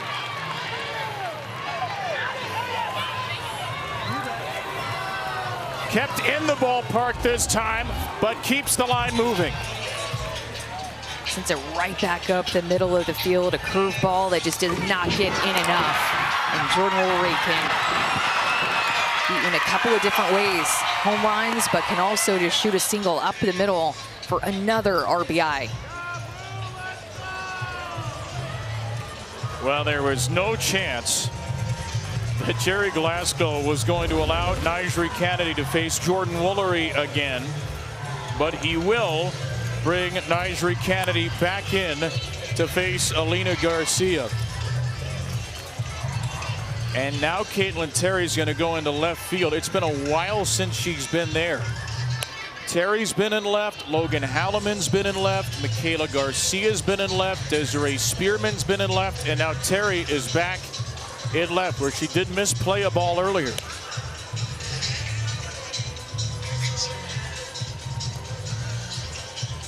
How tough is this for a pitcher to do what Nyjri Kennedy and Caitlin Terry are being asked to do here? I would say it's fairly difficult. You're not used to this. You don't do this a lot in high school or travel ball. This is very unique with how Jerry Glasgow likes to use his pitchers this way, and in softball we can. So it's not like you never see it, but you have seen it before, and it's his way to manipulate the lineup. But it's tough as a pitcher to go in and out. You get locked in, you go to first base or left field, or you go to the bench, and just know that you have to stay ready at any given time that Coach Glasgow might put you in. Well, the batter here is Alina Garcia. And in the top of the ninth inning, Alina Garcia committed an error on that ground ball from Maya Davis that allowed the 8th run to score. Now, obviously, we don't know how these at-bats would play out. You can't butterfly effect this, but maybe, just maybe, if Garcia fields that ground ball cleanly, it's a tie game. As it stands, the tying run Grant at second, the winning run Woolery at first. UCLA down a run with 2 outs to go. Garcia 0 for 3 in the game, hit by a pitch from Kennedy. And swings at the first pitch and pops it up. Here's Terry once again in the center of the action. And once again, UCLA is down to its final out.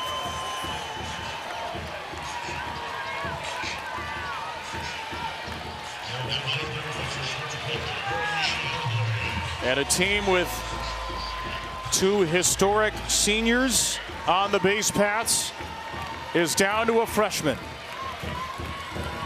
Bri Alejandre.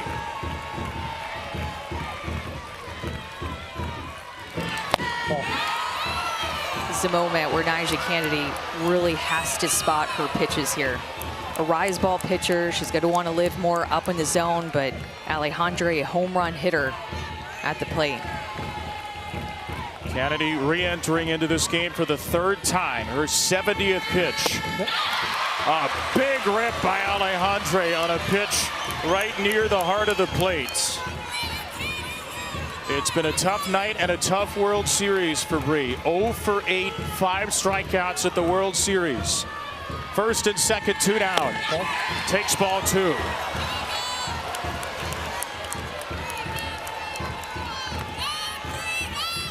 Kennedy's career, both team seasons on the line. Grant and Woolery aboard.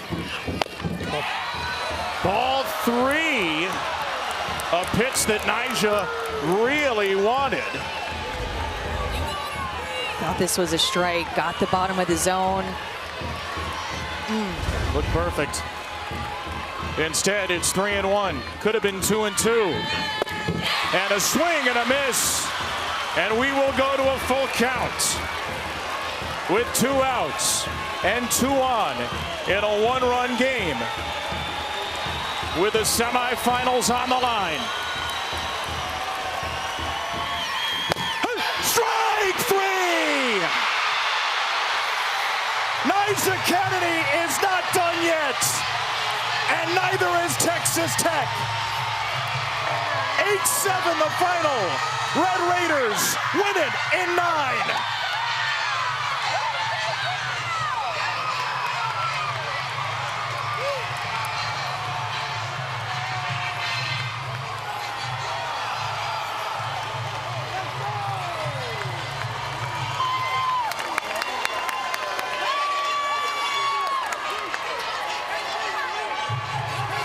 what a game.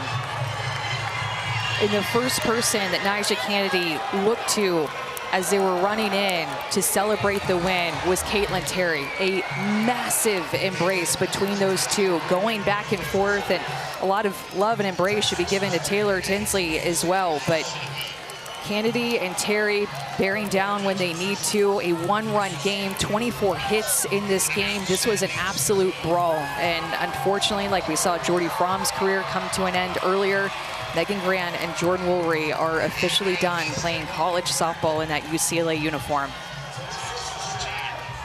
Despite a 5 RBI game for Woolery, their careers left stranded on base. Our Capital One rewarding performance goes to Caitlin Terry. Caitlin Terry just came in and took control of this game with the way that she found the strike zone early. She was able to pound the zone, had 7 strikeouts, had the big double. A two-way player, and Caitlin Terry was so clutch. I mean, so much pressure on her, pitching against her former team, hitting against her former team. And that's why she's the player of the game. And she is with Alyssa Lang. Caitlin, not only did you have a huge day in the circle, but you had the winning hit. Walk me through your mindset going up against your former team in a win-or-go-home game today. Yeah, I mean, I wasn't successful my first 3 at-bats. I think just kind of staying on top of the ball and knowing for what I'm hunting for and just honestly getting it for my team. When it comes to the way you and Nyjah pass the ball back and forth, how would you describe the trust you have in each other? I mean, it's insane. It's something we did at the beginning of the season, and this is what it's meant for. Like, we did that for this reason, and we just love Nyjah, love this team. Come on. You guys are no strangers to clutch time situations. When this game goes into extra innings, walk me through what the conversations were like with this team. I mean, it's just stay calm, play our game. It's a 0-0 ball game at the end of the day, even if it's extra innings, just kind of trusting each other. You guys are still alive. You get a shot at Alabama tomorrow, but you got to beat them twice. Why can this team do it? Just for the family, honestly. This team just plays for each other. The love that each other has for each other, it's just amazing. Caitlin, congratulations. Thank you. Adrenaline still coursing through the veins at Caitlin Terry, and tears flowing for Jordan Woolery, who did everything. 3 hits, 2 homers, 1 game-tying homer of the night, drove in 5. This is the agony of the sport, that somebody's career has to end. And for Jordan Woolery and Megan Grant, who put together the most prolific power-hitting season for a duo in D1 history, we will see them in the AUSL. Their career ends at UCLA. Congratulations to them and Taylor Tinsley, who pitched her guts out. But it's Texas Tech joining Texas. The teams to win today and advance to the semis. Tennessee, Texas, noon Eastern tomorrow. And then at 7 Eastern, Alabama, who probably enjoyed all 9 innings of this, gets to take on Texas Tech. What a night. More to come tomorrow and more to come this week. The thrill, the drama, the ecstasy, the agony of the World Series were on display tonight. And in the end, Texas Tech and Jerry Glasgow live to fight another day. For Amanda Scarborough, Alyssa Lang, our wonderful ESPN crew, I'm Kevin Brown. Let's get you to College Station for college baseball.